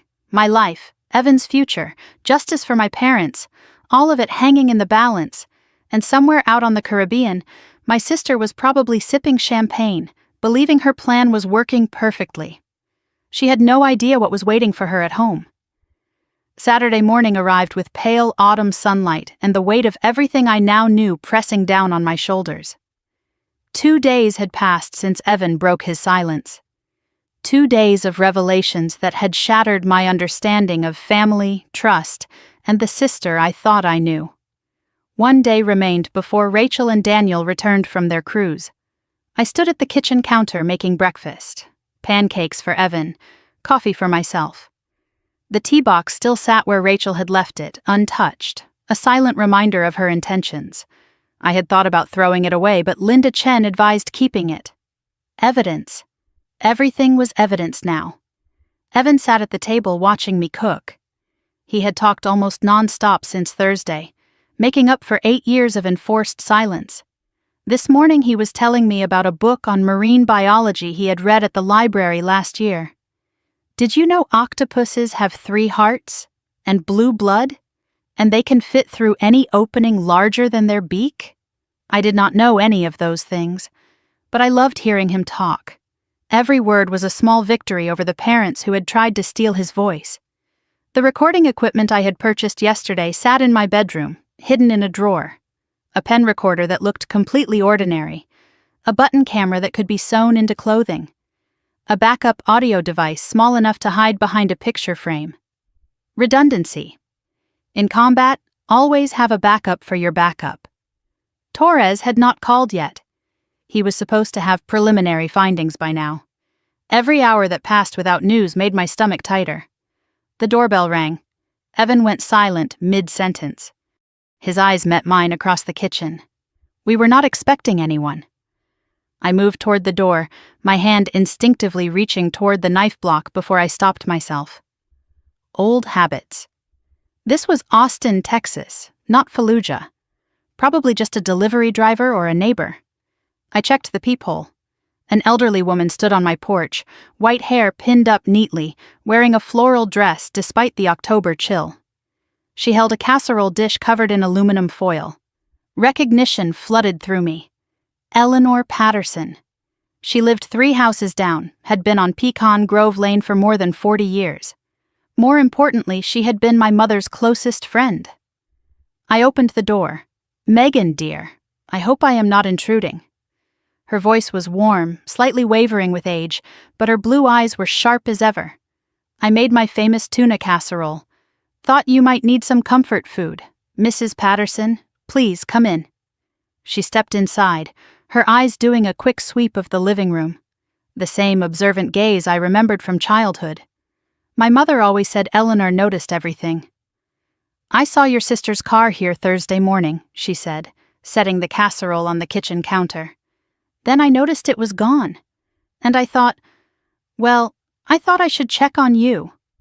She turned to face me, and her expression shifted. Became more serious. You look tired, dear.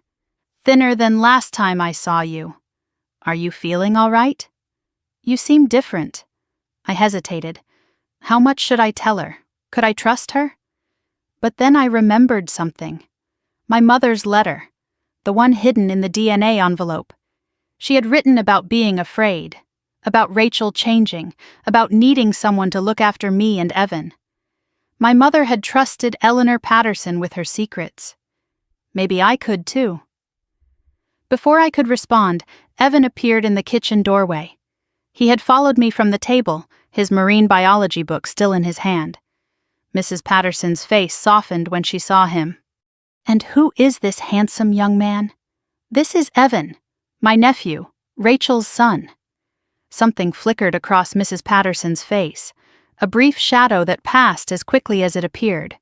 But I caught it. Ah, Rachel's boy. She said the name like it left a bitter taste in her mouth. I made a decision. "Mrs. Patterson, would you like some coffee? I think we should talk." We settled in the living room. Evan retreated upstairs at my suggestion, though I knew he would probably be listening from the top of the stairs. I could not blame him. After 8 years of silence, eavesdropping was second nature. Mrs. Patterson sat in the armchair that had once been my father's favorite. She looked around the room, her eyes lingering on family photos, on furniture she probably recognized from my parents' house. "Your mother would be worried about you, dear," she said quietly. "You have that same look she had, toward the end." My heart skipped. "What do you mean toward the end?" She set down her coffee cup and sighed. The sound of someone who had been holding on to something heavy for too long. "I have been wanting to talk to you for a long time, Megan. But I did not know how. Your mother and I were close, very close. She told me things she did not tell anyone else. What kind of things? Things about Rachel." The name hung in the air between us. Mrs. Patterson leaned forward, her voice dropping. "Margaret was afraid, Megan.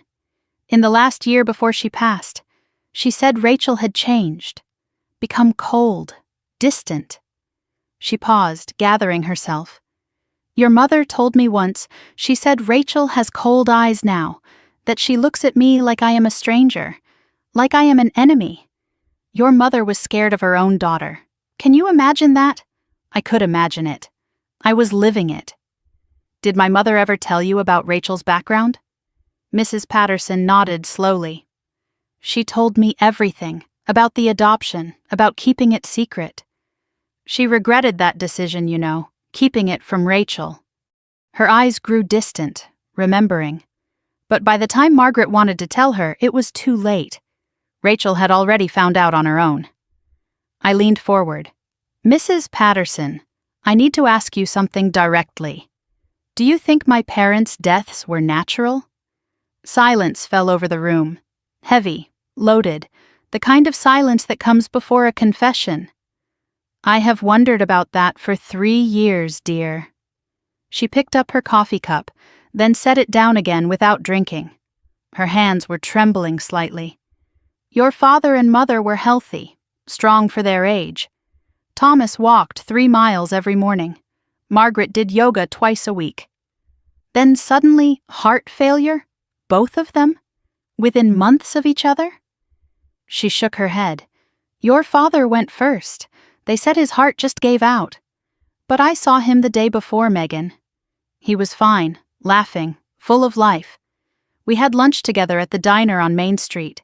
He ate a full meal and talked about plans for the spring garden." Her voice cracked slightly. "Then Margaret. She declined so fast after Thomas died. The doctors said grief. But I have seen grief, dear. I have buried a husband myself." "That was not grief. What was it?" She was confused, forgetting things, falling asleep at odd hours, having trouble following conversations. Mrs. Patterson looked at me with eyes full of unshed tears. "Just like you have been lately. I noticed it when I saw you last month. The way you paused mid-sentence, the way you seemed to lose track of what you were saying. It is the same pattern, Megan. The exact same pattern." The pieces clicked together. Rachel had practiced on our parents, refined her technique, learned what worked and what did not. Then she had turned that knowledge on me. "Mrs. Patterson," I said carefully, "I need to tell you something, and I need you to believe me." I told her, not everything, but enough, that I had evidence Rachel was poisoning me, that Evan had witnessed things and gathered proof, that I suspected Rachel and Daniel had done the same thing to my parents. When I finished, Mrs. Patterson was crying silently, tears streaming down her wrinkled cheeks. "Oh, dear God," she whispered. "I knew it. In my heart, I knew it." But I was afraid to say anything, afraid people would think I was a crazy old woman making accusations. She grabbed my hands, gripping them with surprising strength. "What do you need from me, Megan?" "I failed your mother." I saw the signs and said nothing. "I will not fail you too. Can you testify, if it comes to that, about my mother's condition before she died? About what she told you? I will testify in court if I have to, in front of anyone. Margaret Sullivan was my best friend for 30 years. I owe her this." There was steel in her voice now, the same steel I had heard in my own voice when I decided to fight back. "I have letters," she added. "Your mother wrote to me sometimes. Old-fashioned, I know. But I kept everything. There is one letter in particular. She wrote it about a month before Thomas died. She said Rachel had been acting strange, asking questions about the will, about the house, about how much everything was worth. More evidence, more pieces of the puzzle. Can you bring me those letters?" "I will bring them today, this afternoon." She stood up, wiping her eyes. Then she stopped and looked at me with an expression I could not quite read. "But Megan, be careful. Rachel is smart, calculating. She fooled your parents. She fooled me. She has fooled everyone for years. Do not underestimate her." "I will not."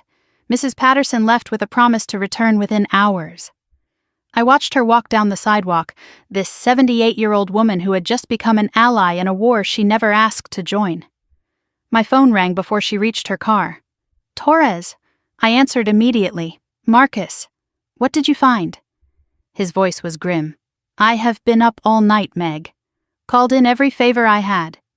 Got access to your parents' medical records, death certificates, the medical examiner's notes." A pause. "You are not going to like what I found. Tell me. Your father's death certificate says cardiac arrest, but the ME's notes mention elevated potassium levels. At the time, they attributed it to kidney issues. But I pulled his complete medical history. There is no prior record of kidney problems. None. He had the kidneys of a man 20 years younger. And my mother? Her records are worse." I braced myself against the kitchen counter. Her blood work from 2 weeks before she died showed potassium levels that were through the roof. Not just elevated, dangerous. Levels that high can cause fatal arrhythmia. Fatal arrhythmia, heart attack, natural causes on paper, but murder in reality. "The doctors thought it was related to medications she was taking," Torres continued, "except there is no record of who prescribed those medications, or why she was taking them." "Because no one prescribed them," I said quietly. "Rachel was giving them to her, in the tea. That is what I figured." "Megan, potassium chloride is virtually undetectable in an autopsy if you know what you're doing. It mimics natural heart failure. It is what they use in lethal injections. I knew that. Every soldier knew that. Potassium chloride was the drug that actually stopped the heart in executions. Clean, quick. Almost impossible to prove unless you knew exactly what to look for. "Someone gave your mother enough potassium to stop her heart," Torres said, "and they made it look natural." His voice hardened. "Your sister did not just poison your parents, Meg. She executed them." I closed my eyes. Behind my eyelids I saw my mother's face, my father's smile. Two people who had loved me unconditionally, murdered by the girl they had taken in and raised as their own. "Can you prove it? In court?" Torres sighed. "The medical evidence is circumstantial. Potassium occurs naturally in the body. But combined with everything else, the pattern, the motive, the current poisoning, a good prosecutor could build a case, especially if we get a confession." "When do they get back?" "Tomorrow, Sunday evening." "That is not much time." "You need to be ready." "Do you have everything in place? Recording equipment? Exit strategy?" "Yes to both." "Good." His voice dropped lower. "Megan, listen to me carefully. These people killed your parents and got away with it for 3 years. They have been poisoning you for 6 months. When they come back tomorrow, they are expecting to find a confused, weakened woman they can control. Instead, they are going to find a soldier who knows exactly what they did. A pause. That makes tomorrow the most dangerous day of your life. Do not let them see you coming, not until you are ready to strike. The line went dead. I set the phone down and looked around my kitchen. The tea box sat on the counter. Evidence of one crime. In my bedroom, I had evidence of another. In Mrs. Patterson's house, letters that proved my mother had been afraid. Tomorrow. Rachel and Daniel would walk through my door tomorrow, expecting their victim. They would find their executioner instead. Evan appeared in the doorway. He had heard everything, of course. His face was pale but determined. "Tomorrow," he said quietly. "Tomorrow," I confirmed. "We end this." He nodded once. A soldier acknowledging orders. Outside, the sun was setting on day 3. One more night. Then the battle would begin. And this time, I would not be the one who lost. Sunday morning arrived with deceptive calm. The October sun rose over Austin like any other day, golden light spilling through my bedroom curtains, birds singing in the oak tree outside. But this was not any other day. This was the day before Rachel and Daniel returned, the day before everything changed. I had not slept well. Torres's words kept echoing through the darkness. Your sister executed them. Every time I closed my eyes, I saw my parents' faces. My mother's gentle smile, my father's proud eyes at my army graduation. 2 people who had loved me unconditionally, murdered by the girl they had raised as their own. But I pushed the grief aside. There would be time for mourning later. For now, I needed to focus. One more day to prepare, one more day before the enemy returned. I got out of bed and went through my checklist. Recording equipment tested and ready, pen recorder with fresh batteries, small enough to slip into any pocket, button camera sewn into my gray cardigan, indistinguishable from the other buttons. Backup audio device already hidden in the living room, tucked behind a family photo on the bookshelf. Linda Chen on standby with legal documents.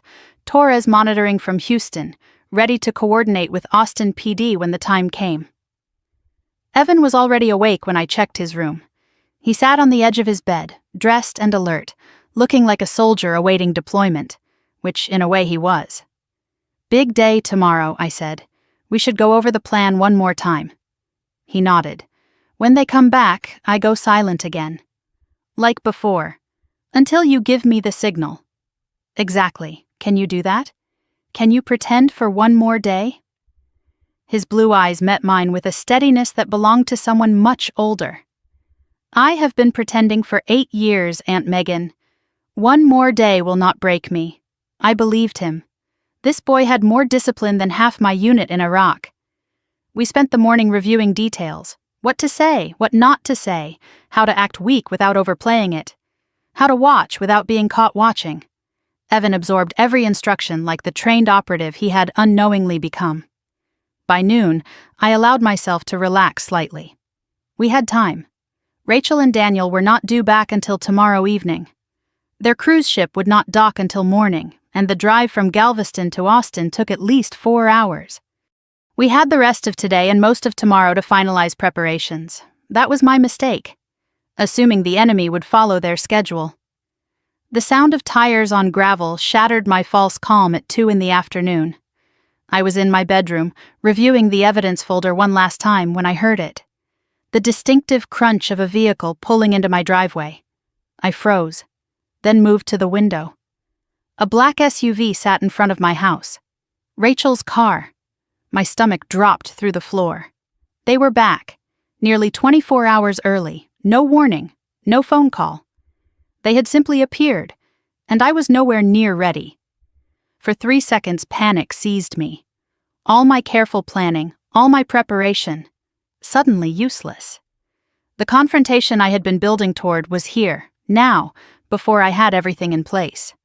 Then training took over, adapt and overcome. The battle had started whether I was ready or not. I moved fast, shoved the evidence folder under my mattress, checked my cardigan pocket for the recorder, pressed the button to start it running. The button camera was already in place from this morning's test run. I ran to Evan's room. He was already at his window, having heard the car. "They are here," I whispered urgently. "Early, get ready." His face went pale, but he did not hesitate. In the span of a heartbeat, the alert, talkative boy I had come to know vanished. In his place stood the Evan I had seen for 8 years.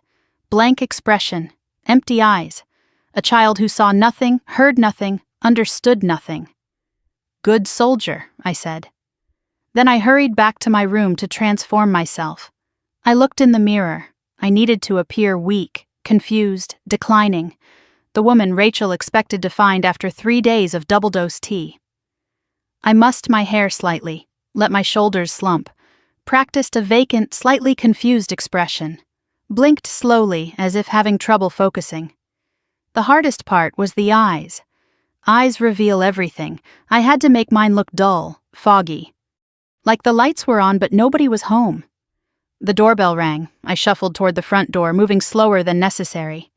Every step was a performance, every gesture calculated to sell the illusion of deterioration. I opened the door. Rachel stood on my porch, designer sunglasses pushed up on her head, a smile stretching across her face. Behind her, Daniel unloaded luggage from the SUV. They both looked tanned and relaxed, like people returning from a pleasant vacation, not people in the middle of committing murder. "Megan, we are back early." "Surprise!" Her voice was too bright, too cheerful. Her eyes were scanning me, assessing, looking for signs that her poison had worked. I let confusion show on my face. "Rachel, you are back? But I thought—" I let the sentence trail off, as if I had forgotten what I was saying. A common symptom of the drugs she had been feeding me. Rachel's smile widened. "The ship docked early. We decided to come straight home instead of spending another night in Galveston." She stepped forward and hugged me, brief and performative. Her body was tense against mine, coiled with anticipation. "How are you feeling, sis?" "You look tired." I let my voice waver. "Oh, just, have not been sleeping well." I slurred the words slightly, blinked as if the afternoon light was too bright. Rachel pulled back and studied my face. Whatever she saw satisfied her. Her smile became genuine for the first time, the smile of a predator who sees weakness in prey. They came inside.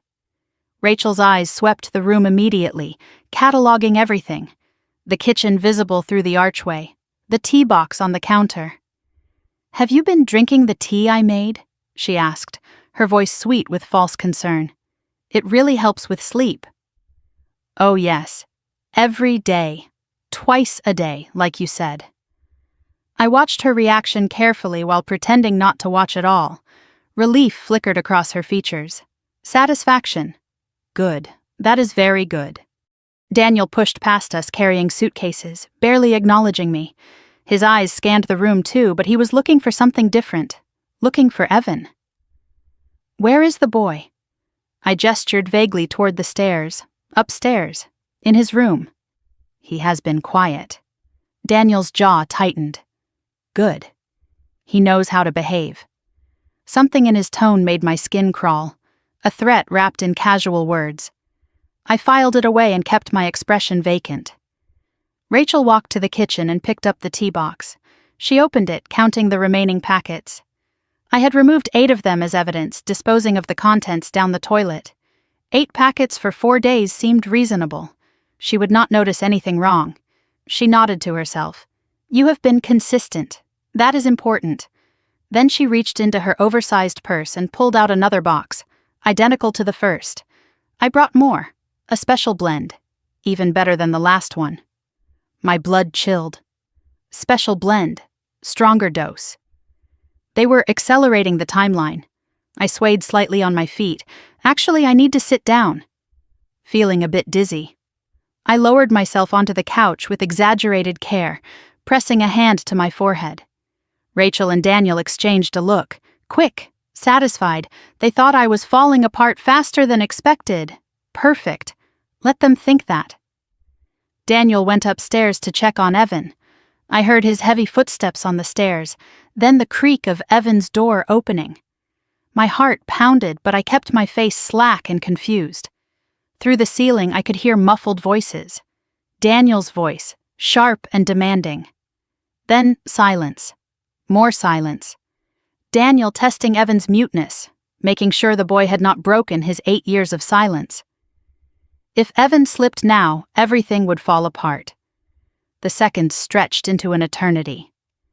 I sat on the couch, pretending to stare at nothing, while Rachel unpacked in the kitchen and my nephew fought the most important battle of his life. Finally, Daniel's footsteps returned. He came down the stairs looking satisfied. "He is fine." Same as always. Silent. "Of course he is," Rachel said casually. "He knows better." The dismissive cruelty in her voice made me want to scream. But I sat still, played my part, let them believe they had won. Evan appeared at the top of the stairs a few minutes later.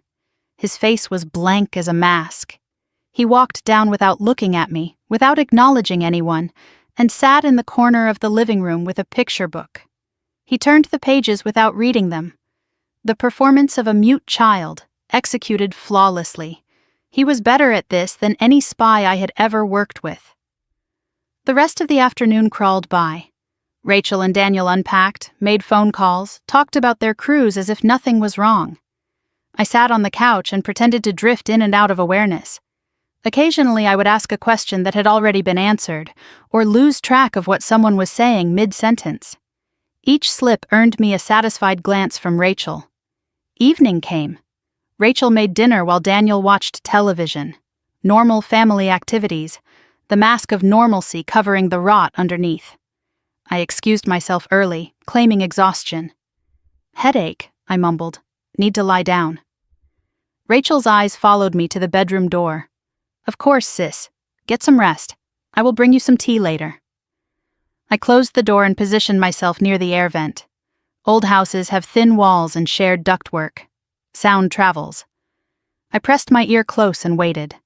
An hour passed. Then 2. Finally, I heard them settle in the living room. The clink of wine glasses. They were celebrating. "How much longer do you think?" Daniel's voice, muffled but audible. "A few more weeks, maybe less." "She is declining faster than I expected." Rachel sounded pleased with herself. "Good. The nursing home is getting impatient. They want the deposit. They will get their deposit. And we will get everything else." My recorder was running in my pocket, capturing every word. "I already have the paperwork," Rachel continued. "Power of attorney application, medical assessment forms. Dr. Morrison owes me a favor. He will sign whatever I need. By next month, Megan will be declared mentally incompetent. We will have control of everything." "And then?" Rachel's voice went cold, flat, the voice of a killer. "Then we wait. These things happen naturally in nursing homes. Medication errors, falls, neglect. No one investigates when an old, confused woman dies in care." I pressed my hand over my mouth to keep from making a sound. "She still seems too alert sometimes," Daniel said. "Today, when we came in, she looked at me almost like she knew. I noticed. We need to increase the dose. I brought the stronger blend. Start tomorrow.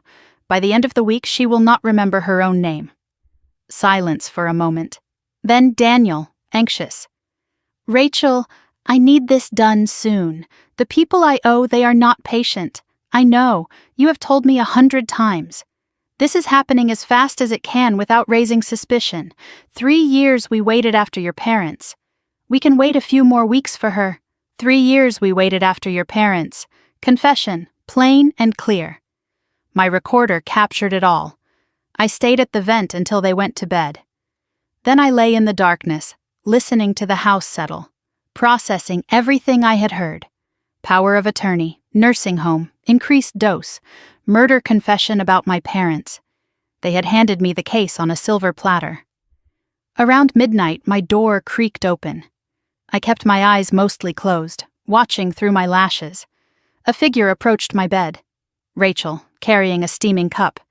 She set it on my nightstand and leaned close. "Megan? Are you awake?" I stirred, pretending grogginess.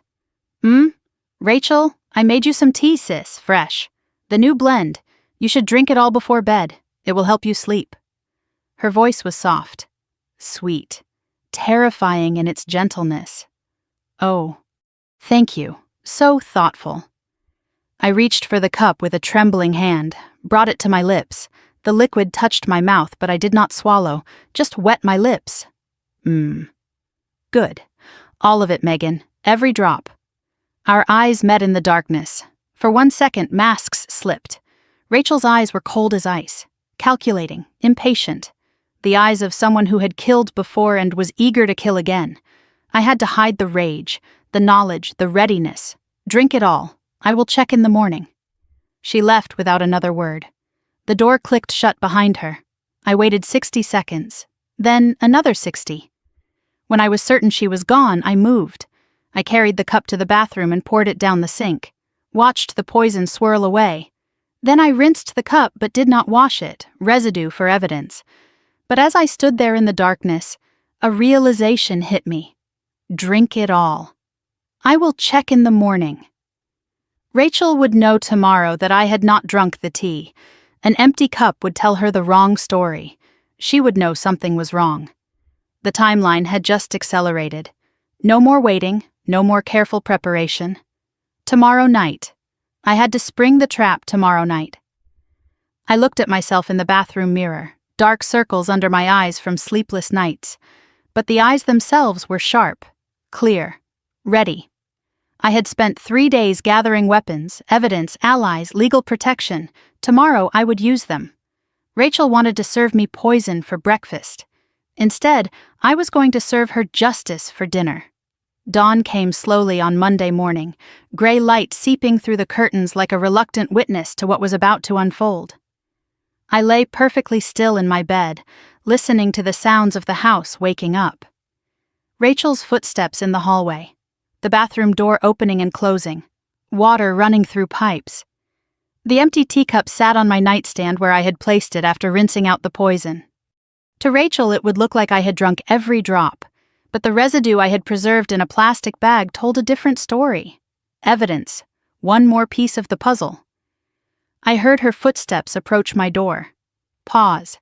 The handle turned slowly. I closed my eyes and forced my breathing into the deep, steady rhythm of sleep. Heavy sleep. Drugged sleep. The kind of sleep Rachel expected from someone who had consumed a double dose of sedatives. The door opened with a soft creak. I felt her presence in the room, standing over my bed, watching, assessing. I kept my body limp, my face slack, my breathing unchanged. She moved to the nightstand. I heard the soft clink of the cup being lifted. A moment of silence as she checked it. Then a satisfied exhale, almost a laugh. The cup returned to the nightstand. Footsteps retreated. The door closed. She thought her poison was working. She had no idea it was sitting in a plastic bag in my dresser drawer, waiting to be tested. I waited 10 full minutes before moving. Then I slipped out of bed and went through my mental checklist. Today was the day. No more preparation, no more waiting. Tonight the trap would spring shut. But first, I needed to coordinate with my allies, and I needed privacy to do it. I found my opportunity mid-morning. Rachel announced she and Daniel were going grocery shopping, normal errands, the mask of normalcy they wore so well. I watched from the kitchen window as the black SUV backed out of the driveway and disappeared down Pecan Grove Lane. I waited 5 minutes to make sure they were not coming back for something forgotten. Then I moved. The bathroom was the safest place. I locked the door and turned on the shower, letting the water run to mask any sound. Then I pulled out my phone and called Torres. He answered on the second ring. Marcus. They are back. Came early yesterday. I heard his sharp intake of breath. Tell me everything. I gave him the condensed version. The early return. My performance of confusion. The conversation I had overheard through the air vent.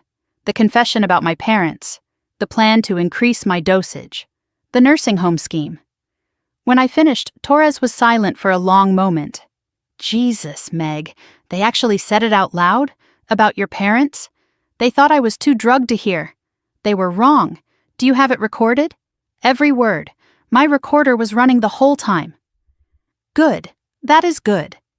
Torres's voice shifted into tactical mode. What is your play? I had been thinking about this all night. Dinner tonight, family dinner. I am going to tell them I want to sign the power of attorney. They will think they have won. Exactly. They will get comfortable, sloppy, and I need you and Linda Chen outside with police, ready to move when I give the signal. What is the signal? I had thought about this carefully. It needed to be something unmistakable, something that would cut through any confusion. When Evan speaks. Silence on the line. Then Torres let out a low whistle. The kid who has not talked in 8 years suddenly opens his mouth. That will definitely get attention. He is ready. He has been ready for a long time. He just needed someone to believe him. Torres was quiet for another moment, processing. I will coordinate with APD. I know a detective there, good guy, owes me a few favors. We will be parked down the street. You text the word now and we come in. And if things go sideways before that, get out. Do not be a hero. Evidence can be rebuilt. You cannot. I appreciate the concern, Marcus. I mean it, Meg. I survived Fallujah. I can survive my sister. His voice softened slightly. That is what worries me. You think you are invincible because you made it through a war zone. But this is different. These people know you. They have studied you. They know your routines and your weaknesses. A pause. Just be careful. Please, I will, I promise. 24 hours, he said. This time tomorrow, it will be over. One way or another.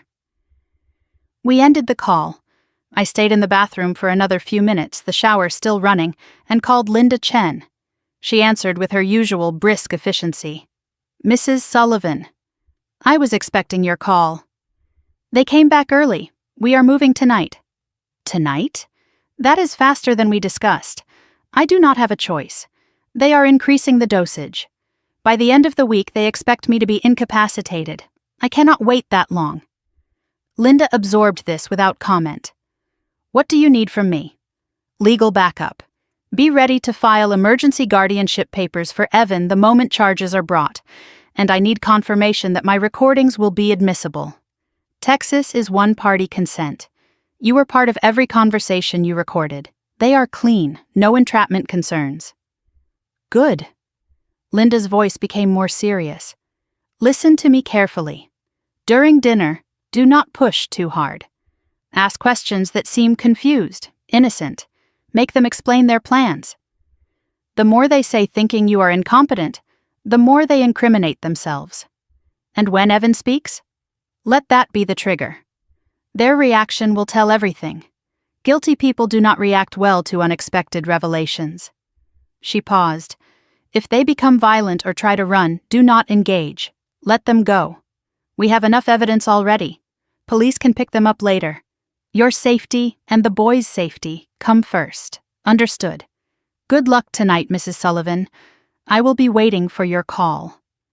I ended the call and turned off the shower. My reflection stared back at me from the foggy mirror. Tired eyes. Tense jaw. The face of a soldier preparing for battle. Tonight. Everything ended tonight. Finding a private moment with Evan was harder. Rachel and Daniel had returned from their shopping trip, and the house felt crowded with their presence.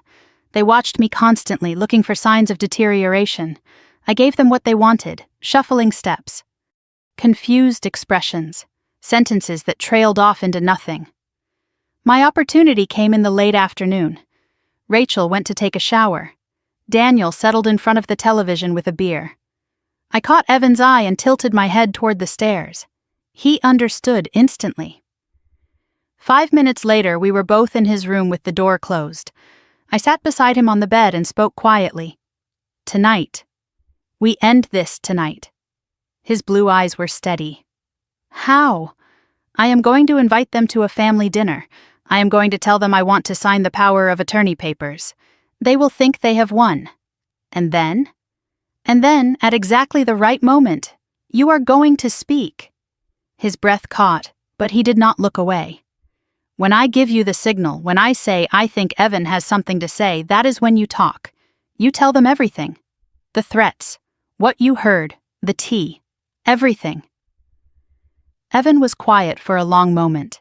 His hands twisted together in his lap, the first sign of nervousness I had seen from him since Thursday. What if they do not believe me? I took his hands in mine. They will believe you. Because you have proof. Because I have recordings. Because the police will be outside waiting for my signal. His eyes widened. Police? Torres is coordinating with Austin PD. Linda Chen will be there with legal documents. The moment you speak, the moment they react, we text one word and they come in. Evan absorbed this. His small frame seemed to grow steadier as the plan became real. Can you do this? I asked. Can you speak up when the time comes? He looked at me with eyes that had seen too much, known too much, carried too much for far too long. I have been waiting my whole life to tell them, he said. To tell someone, anyone. I have practiced what I would say 1,000 times in my head. I just never had anyone who would listen. I am listening now. And tonight, everyone will listen. Evan nodded slowly. Then a question crossed his face. What happens after? After I talk? After the police come? I squeezed his hands tighter. Your mom and dad are going to go away for a long time. You might never see them again. I expected fear, grief, some flicker of loss for the parents he was about to condemn. Instead, I saw relief. They were never really my parents, he said quietly. Not in the ways that matter. Real parents do not threaten their children into silence. Real parents do not plan to murder people for money. He looked at me with something new in his eyes. Trust. Hope. You are more my family than they ever were. My throat tightened. After tonight, you will stay with me. I am going to petition for guardianship. You will never have to pretend to be mute again. You will never have to be afraid again. A tear slipped down his cheek.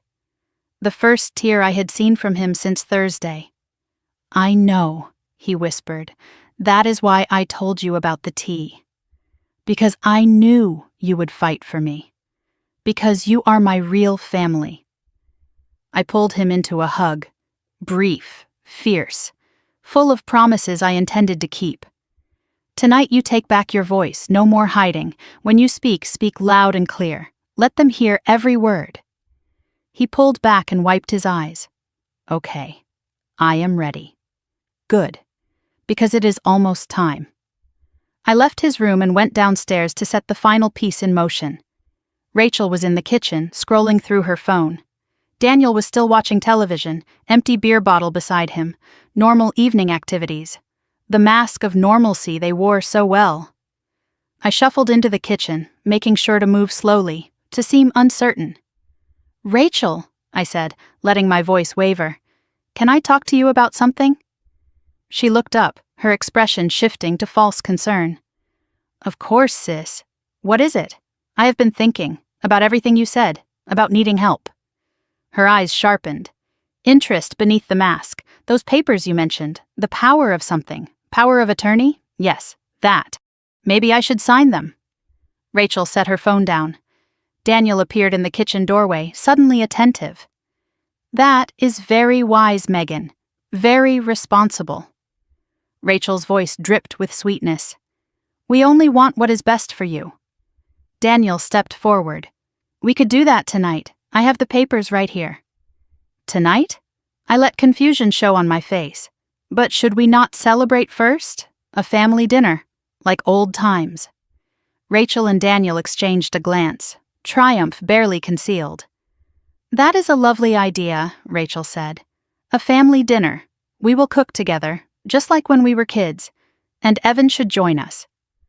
I forced a smile. He has been so quiet. I would like him at the table. Daniel stiffened slightly, but Rachel nodded. Of course. Family dinner. Everyone together. Tonight at 7, I said. Tonight at 7. The trap was set. I spent the next hour in my room checking equipment one final time. Recorder with fresh batteries, button camera in position, backup device hidden in the dining room, tucked behind a family photo where no one would notice. At 6:30, I texted Torres. Dinner at 7. Signal will be, I think Evan has something to say. When you hear commotion or if you do not hear from me by 8, come in. His reply came seconds later, parked 2 houses down, Linda with me, APD detective standing by. We have got you, Meg. You are not alone. I put the phone away and looked in the mirror one last time. Dark circles under my eyes. Hair slightly disheveled, the appearance of a woman in decline. But behind the mask, something else, something sharp, something ready. The eyes were the hardest to disguise. I had to keep them dull, unfocused, when everything inside me was screaming to fight. Not yet, soon, but not yet. At 6:55, I knocked on Evan's door. He opened immediately, dressed, alert, ready. It is time, buddy. He straightened his small shoulders, took a deep breath. Are you ready, soldier? He looked up at me with those ancient blue eyes, eyes that had seen too much, survived too much, hidden too much. I have been ready for 8 years, Aunt Megan. A pause. Let us finish this. We walked together toward the stairs. Below us, Rachel and Daniel were setting the table. The clink of plates, the murmur of conversation, the smell of dinner cooking. A family dinner. The last family dinner this family would ever have. We descended the stairs side by side, walking into battle, walking toward justice, walking toward the end of everything Rachel thought she had built. The dining room looked almost beautiful in the candlelight. Rachel had set the table with care, white plates on placemats, cloth napkins folded into triangles, 2 tall candles flickering in the center. A family dinner, the kind we used to have before everything went wrong, before I learned that family could be the most dangerous word in the English language. I took my seat at the head of the table, my house, my seat. Rachel sat to my right, Daniel to my left. Evan slipped into the chair across from me, his eyes down, his expression blank. The mute child everyone expected him to be. The 4 of us gathered around a table like a family. Except 2 of us were predators, and 2 of us were hunters pretending to be prey. Rachel had prepared roast chicken, mashed potatoes, green beans. Comfort food. The kind of meal that said everything is normal, everything is fine. We are just a family sharing dinner together. Nothing was normal, nothing was fine. And by the end of this meal, this family would be destroyed forever. I reached for my water glass, letting my hand tremble. Blinked slowly, as if focusing required effort. This chicken looks good, I said, deliberately pausing mid-sentence as if searching for words. Looks really good. Rachel smiled, warm and caring and completely false. I am so glad you think so, sis. I made it just the way Mom used to. The mention of our mother sent a spike of rage through my chest, but I kept my face slack, confused. The woman they expected me to be. Daniel barely touched his food, his knee bounced under the table, impatient. He wanted this over with. He wanted the papers signed. He wanted his gambling debts paid. Rachel filled the silence with chatter about the cruise, the beaches in Cozumel, the sunsets over the Caribbean, the romantic dinners she and Daniel had shared. You should travel more, Megan. While you still can. While you still can. The threat hidden in plain sight. I nodded vaguely, as if I had not caught the meaning. Evan ate mechanically, eyes on his plate. Rachel ignored him completely. Daniel glanced at him once, a warning look, then returned his attention to me. The dinner plates were cleared. Rachel brought out coffee. I pretended to sip mine, letting most of it dribble back into the cup, selling the image of declining motor control. Then Daniel made his move. He reached down beside his chair and produced a manila folder, set it on the table with careful precision. So, Megan, you mentioned wanting to discuss the power of attorney. His voice was smooth, professional, the real estate agent closing a deal. I let confusion flicker across my face. The power of what? Power of attorney. Rachel leaned forward, her voice patient and condescending. Remember? We talked about it. Papers that let us help you manage things, pay your bills, handle the house. Oh. I blinked slowly. Right. Yes. Daniel opened the folder and spread the documents across the table. Pages of legal text. My name printed throughout. Power of attorney, durable and financial, healthcare directive, asset transfer authorization. Everything they needed to take control of my life, my money, my future. I reached for the papers with a trembling hand, squinted at the text as if struggling to read. There are so many words, I murmured. I cannot quite follow all this. You do not need to read it all, Rachel said quickly. We have had lawyers look at it. It just says we can help you manage things. You will not have to worry about anything anymore. Daniel pushed a pen toward me. Just sign at the tabs. We will take care of the rest. His mask was slipping, the impatience showing through. He needed this done. His creditors would not wait much longer. I picked up the pen, let it hover over the first signature line. Then I set it down. I want to understand first, before I sign anything. Rachel's smile tightened. It is complicated, Megan. That is why you need us. Daniel leaned forward, his voice hardening. Just sign. We can explain later. No. The word came out sharper than I intended. I softened it immediately. I just have some questions. About the tea. Rachel went still. Daniel stopped breathing. The tea? I nodded slowly, keeping my voice uncertain. It has been making me feel strange, tired, forgetting things. Is that supposed to happen? Rachel recovered quickly. It is herbal, Megan. Very mild. Just helps you relax. But I feel worse than before. Much worse, like my mind is slipping. I looked at her with what I hoped appeared to be genuine confusion. Sometimes I cannot remember what day it is, or where I put things. That is not normal, is it? Daniel cut in, his voice dismissive. You are getting older, Megan. It happens. That is why you need us. To help you. But the doctor said something. Both of them froze. What doctor? Rachel's voice was carefully controlled. When did you see a doctor? I let my forehead wrinkle as if trying to remember. I do not know. Was it Friday? He said there were drugs in my blood. Said the levels were dangerous. Silence crashed over the table, heavy, loaded. Rachel and Daniel stared at each other, the first real crack appearing in their confidence. You must be mistaken, Rachel said finally. You have been so confused lately. Maybe you dreamed it. Maybe. I let doubt creep into my voice, but it seemed so real. Let us focus on the paperwork. Rachel's tone was brittle now. Then we can discuss doctors. Daniel was done pretending. Rachel, this is taking too long. Just have her sign.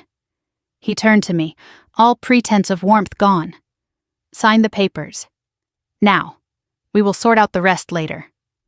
His desperation was showing, the gambling debts, the creditors, the deadline he could not miss. I looked at the pen, then at Daniel, then at Rachel, then across the table at Evan. His eyes met mine, steady, ready, waiting. This was the moment. 8 years of silence about to end. Before I sign anything, I said slowly, I think Evan has something to say. Rachel laughed, a sharp, nervous sound. Evan? He cannot say anything. He is mute. Daniel scowled. Do not be ridiculous. Sign the papers. But I was not looking at them anymore. I was looking at Evan. And Evan was rising from his chair. The room went absolutely still. Evan lifted his head, looked directly at his mother, and spoke. I am not mute. Rachel's face drained of color, white as bone, white as death. I never was. His voice was rough from years of disuse, but every word was clear as crystal. I can speak. I have always been able to speak. I just was not allowed to. Daniel's mouth fell open. No sound came out. Rachel tried to recover. Evan, sweetie, you are confused. I am not confused. Evan's voice grew stronger. You threatened me, Dad. When I was 3 years old. You said you would send me to a special hospital where I would never come back. Daniel sputtered. That is not true. I never said that. You did. You came into my room after the party. You locked the door. You told me if I ever spoke again, I would disappear. Evan turned to Rachel. And you, Mom. You told me good boys stay quiet. You told me if I was not a good boy, you could not keep me anymore." His voice cracked but did not break. So I stopped talking, for 8 years. Because I was afraid of my own parents. Rachel stood up abruptly, her chair scraping against the floor. "He is lying. He has been coached. Megan, you cannot believe this." But Evan was not finished. "I heard you talking about the tea, about making Aunt Megan confused. I heard you planning to put her in a nursing home, to take her house and her money." His eyes locked onto his mother's. "And I heard you talking about Grandma and Grandpa, about how it worked the first time, about how the tea was perfect." Rachel's face contorted. Horror, rage, desperation. "I know what you did. I know what you are doing. And now Aunt Megan knows too." Rachel lunged toward Evan. "You little brat! You have ruined everything. Do you know what you have done?" I was on my feet instantly, moving between them. Evan stepped back but did not run, did not cower. He had spent 8 years being afraid. He was done. I dropped the mask. No more trembling hands, no more confused expression, no more slurred words. My voice came out cold, steady, the voice of a soldier. "He is not lying, Rachel, and neither am I." I straightened to my full height, met her eyes without flinching. "I stopped drinking your tea days ago. I have been recording every word you said. I have blood tests, medical records, witnesses, a lawyer." Rachel staggered backward as if I had struck her. "Your plan failed, and now you are going to pay for everything you have done." I pulled out my phone, typed 3 letters, NOW, hit send. Daniel bolted from his chair. "We need to go, now, before the police." He did not make it 3 steps. The front door crashed open. Torres was first through, badge visible, weapon drawn. Austin PD. "Nobody move." 2 uniformed officers followed him in, then Linda Chen, clutching a folder of legal documents. Torres's eyes found mine across the chaos. "You okay?" I nodded. "Got everything on tape." Daniel tried to run toward the back door. An officer tackled him before he made it to the kitchen. His face hit the hardwood floor with a satisfying thud. Handcuffs clicked around his wrists. "Daniel Morrison, you are under arrest for attempted murder, elder abuse, and conspiracy." Daniel's voice was muffled against the floor. "I want a lawyer! I want a lawyer!" Rachel did not run. She stood frozen in the dining room, tears streaming down her face. Whether from grief or rage or fear, I could not tell. An officer approached her carefully. "Rachel Morrison, you are under arrest." She did not resist as he turned her around, did not struggle as the handcuffs closed around her wrists. But her eyes found mine, and in them I saw something that chilled me to the bone. Not remorse, not defeat, hatred. "This is not over," she hissed. "You will regret this, Megan. You will regret destroying your own family." I watched as the officer read her rights, watched as he guided her toward the front door, watched as the woman I had raised, the sister I had loved, walked out of my life in handcuffs. "I did not destroy this family, Rachel. You did, years ago." They led her out into the night. Red and blue lights flashed across the front lawn. Neighbors had gathered on their porches, watching the spectacle. Mrs. Patterson stood among them, her hand pressed to her heart. Daniel followed in the second squad car, still shouting about lawyers and rights, and how this was all a mistake. Then they were gone. The house fell silent. The candles still flickered on the dining table. The dinner Rachel had made grew cold on the counter. The power of attorney papers lay scattered across the tablecloth, unsigned, worthless. Torres appeared beside me. "You did it, Meg. We got them." I nodded, but I could not speak. The adrenaline was fading, and in its place came something I had not expected. Emptiness. I had spent so many days preparing for this moment, planning, gathering evidence, building the trap. And now that it was sprung, I did not know what to feel. Relief? Yes. They could not hurt me anymore. Triumph? Maybe. Justice had been served. But also grief. For the sister I thought I had. for the family that had been a lie, for 35 years of love that turned out to be one-sided. A small hand slipped into mine. Evan stood beside me, looking up at my face. His eyes were wet, but his expression was calm, peaceful even. Is it really over? I looked down at this boy. This brave, impossible boy who had saved my life. The hard part is over. They cannot hurt us anymore, but there is still the trial, the testimony. It will not be easy. Evan nodded slowly. I know, but I can talk now. I can tell the truth. I am not afraid anymore. I knelt down so we were eye to eye. You were the bravest person I have ever known, Evan. Braver than soldiers I served with. Braver than anyone I have met in 45 years of living. His eyes filled with tears. But these were not tears of fear or pain. From now on, you never have to hide again. You never have to be silent again. This is your home now, and I will protect you, always. Evan threw his arms around me. I held him tight. This child who had been through so much, who had carried burdens no one should ever have to carry, who had found his voice at exactly the right moment. I know, Aunt Megan. That is why I told you about the tea. He pulled back and looked at me with those ancient blue eyes. Because I knew you would fight for me. Behind us, the dining room sat empty. The candles had burned down to stubs, the remnants of a family dinner that became a battlefield. But ahead of us, through the open front door, I could see the night sky, stars appearing one by one, the darkness retreating. We had won the battle. The war was not over yet. Trial, testimony, healing, all of it still to come. But for the first time in years, I was not facing it alone, and neither was Evan. 3 months had passed since the night everything changed. 91 days of depositions and evidence reviews and sleepless nights. 91 days of watching Evan learn to speak freely, to laugh out loud, to be a child instead of a ghost. 91 days of healing that felt like both an eternity and the blink of an eye. Now I stood outside the Travis County Courthouse in downtown Austin, February wind cutting through my coat, watching my breath form clouds in the cold morning air. The building loomed before us, all limestone and columns and the weight of justice waiting inside. Evan stood beside me in the suit Linda Chen had helped him pick out. Navy blue, white shirt, red tie. He looked older than 8. He looked like someone who had already lived several lifetimes. Are you ready? I asked. He nodded slowly.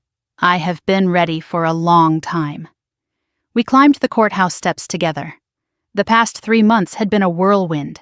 Rachel and Daniel were held without bail from the beginning, deemed flight risks given the severity of the charges. The preliminary hearings had been brutal, evidence presented in clinical detail, my blood test results, the recordings from my pocket and the hidden device, Evan's testimony given via video link so he would not have to face his parents directly. The media had latched onto the story with ferocious interest. Mute child breaks. 8 years of silence to save aunt from poisoning. The headlines ran for weeks. News vans camped outside my house until Torres convinced them to leave. Evan's face was blurred in every photo and video at my insistence. He had been through enough without becoming a public spectacle. The world wanted to make him a hero. I just wanted to keep him safe. Inside the courthouse, we passed through security and made our way to courtroom 4. The hallway was crowded with reporters, lawyers, curious spectators. Linda Chen met us at the door, her expression calm and professional. The judge is ready. They are bringing in the defendants now. I took a deep breath and pushed through the doors. The courtroom was packed, every seat in the gallery filled. I spotted Mrs. Patterson near the front, saving seats for us. Torres stood near the back, arms crossed, watching everything with the vigilance of a soldier on guard duty.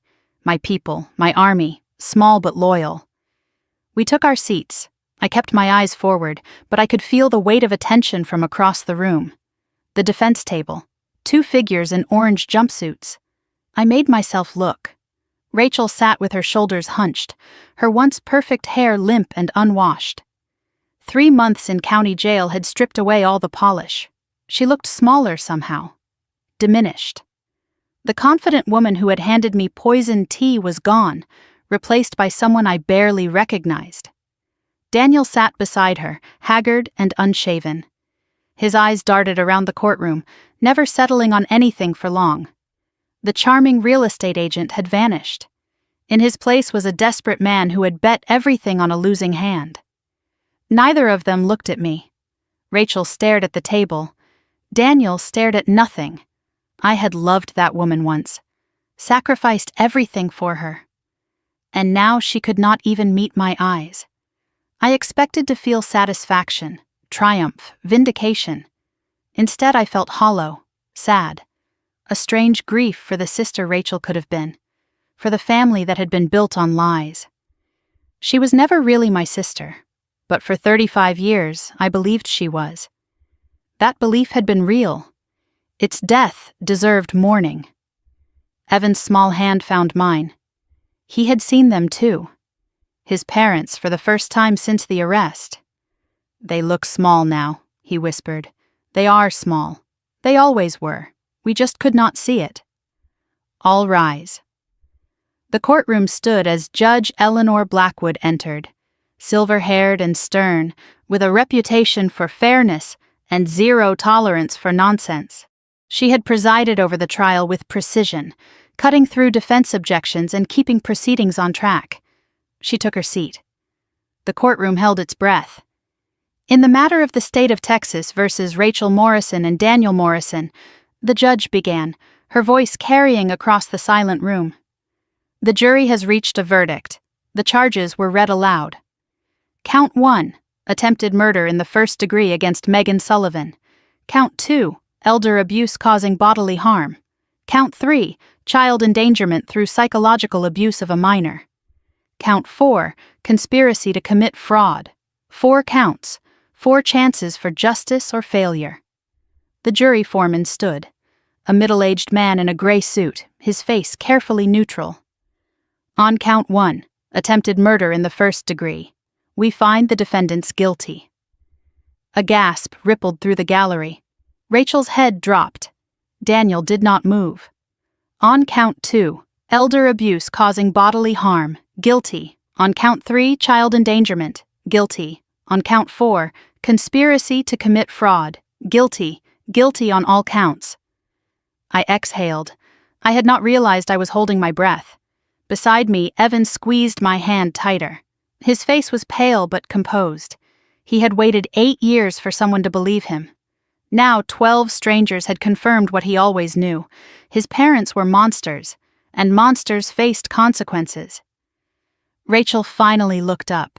Her eyes found mine across the courtroom, wet but hard, not remorse, resentment. Even in defeat, she blamed everyone but herself. She mouthed something. I could not read it. Did not want to. Daniel broke. Sobs shook his shoulders as he buried his face in his hands. This was not supposed to happen. This was not how it was supposed to end. The gambler who had bet my life on a long shot finally understood. The house always wins. Evan watched his father cry with no expression on his face. "I thought I would feel happy," he said quietly. "I just feel tired." "That is okay, buddy. Justice is not supposed to feel like a party. It is supposed to feel like truth." The sentencing hearing came 1 week later. Same courtroom, same players, same weight of anticipation pressing down on everyone present. The prosecution had presented victim impact statements. My words about 35 years of trust destroyed. Medical testimony about the drug levels in my blood. Dr. Mitchell's assessment of Evan's trauma from 8 years of enforced silence. Dr. Patel took the stand and explained in clinical detail how close I had come to death. "Another few weeks at those dosage levels," she said. "Potentially fatal, certainly irreversible cognitive damage." The defense tried everything, claimed Rachel had mental health issues that impaired her judgment, claimed Daniel was merely following his wife's lead, claimed the recordings were taken out of context. None of it worked. Judge Blackwood's face remained impassive throughout. But when she delivered her sentencing statement, there was steel in her voice. The defendants in this case committed crimes of extraordinary cruelty. They poisoned a family member who trusted them completely. They psychologically tortured a child into 8 years of silence. They allegedly murdered 2 elderly victims and escaped justice for 3 years. She paused, letting the words settle. The court must send a clear message. Predatory behavior against vulnerable family members will not be tolerated in this state, will not be excused, will not be minimized. Rachel stood for sentencing. Her lawyer beside her, her orange jumpsuit a stark contrast to the designer clothes she used to wear. Rachel Morrison, you are hereby sentenced to 25 years in state prison. 15 years for attempted murder, 5 years for elder abuse, 5 years for child endangerment. To be served consecutively. You will be eligible for parole in 15 years. Rachel did not react. Her face was empty, hollow, as if she had already left her body behind. Additionally, you face separate charges for the suspected murders of Thomas and Margaret Sullivan. Those proceedings will follow. Daniel's sentencing came next. Daniel Morrison, you are hereby sentenced to 15 years in state prison. 10 years for conspiracy to commit murder, 5 years for elder abuse and child endangerment, served consecutively. Parole eligibility in 8 years. Daniel sobbed again. I did not mean for any of this. I just needed the money. Judge Blackwood's response was ice cold. Your financial desperation does not excuse attempted murder, Mr. Morrison. Your debts do not justify poisoning an innocent woman or terrorizing a child. You will have 15 years to reflect on that distinction. The bailiffs moved forward, handcuffs secured. Time to go. Rachel was led out first. She passed the gallery where I sat, stopped for just a moment. The guards tensed. You took everything from me, she whispered. I met her eyes without flinching. No, you threw it all away yourself. She was pulled forward, through the side door. Gone. Daniel followed. He did not look up, just shuffled away, still crying, still broken. And just like that, 2 people who had controlled my life walked out of it forever. The guardianship hearing took place in a different courtroom. Family court, smaller, warmer, a judge who specialized in children's welfare. Just me, Evan, Linda Chen, and a court-appointed advocate for Evan. No reporters, no spectators. This was not about punishment, this was about beginning. Linda presented our case efficiently. Rachel incarcerated for 25 years minimum. Daniel surrendered parental rights as part of his plea agreement. No other living relatives willing or able to take custody. Megan Sullivan, she concluded. Stable income, suitable home, established relationship with the child extending back to his birth. The judge reviewed the paperwork. Then she looked at Evan. Young man, I would like to hear from you directly. Do you want to live with your aunt? Evan stood up straight. His voice was clear and strong. She is not my aunt by blood. But she is my family by choice. She fought for me when no one else would. She believed me when I told the truth. I want to live with her. I want to be a Sullivan. My eyes stung. I blinked hard to keep the tears from falling. The judge smiled. A rare expression in these proceedings. In all my years on this bench, I have rarely seen such a clear case. Megan Sullivan is hereby granted full legal guardianship of Evan Morrison. She made a note on the paperwork. Additionally, at the child's request and with the guardian's consent, I authorize the legal name change. Evan Morrison is now Evan Sullivan. Evan looked at me. A grin spread across his face. Real, full, the grin of a child who finally felt safe. I am Evan Sullivan now. Yes, you are. Welcome to the family, soldier. We walked out of the courthouse into the February afternoon, cold but bright. The sky a pale winter blue. Torres was waiting on the steps. Got news on your parents' case. I braced myself. Evan stood close beside me. DA is moving forward with murder charges. Both of them. Medical examiner officially reclassified both deaths as homicides. He pulled out his phone, scrolling through notes. Rachel's pharmacy records, the potassium purchases, combined with Evan's testimony about what he heard. It is enough for indictment. Grand jury convenes next month. They could each face another 25 to life. I nodded slowly. Not triumph, not satisfaction. Something deeper, something like peace. Mom and Dad would finally have justice, 3 years late. But justice nonetheless. They died thinking their daughters loved them, I said quietly. At least one of us did. Torres put a hand on my shoulder. You did it, Meg. You and this kid. Your parents would be proud. I wish they could have met the real Evan, the one who talks. They would have loved him. Torres nodded toward Evan. He is a Sullivan now. That is enough. Mrs. Patterson appeared at the bottom of the steps, waving. She had a car waiting to take us home. Home. The word meant something different now. Something better. Evan tugged my hand. Aunt Megan? What happens now? I looked down at him. This boy who had saved my life, who had endured 8 years of silence, who had found the courage to speak when it mattered most. Now we go home. We eat dinner. We watch a movie. We do homework. We do all the normal things we could not do before. Evan considered this. That sounds nice. Really nice. It will be, I promise. We descended the courthouse steps together.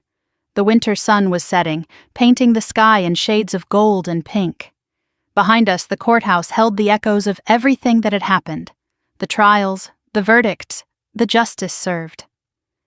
Ahead of us, a car waited to take us home. Mrs. Patterson smiled and waved again. I looked at Evan. He was humming softly, a song from the radio, something he could not do when he was pretending to be mute. Such a small thing, humming.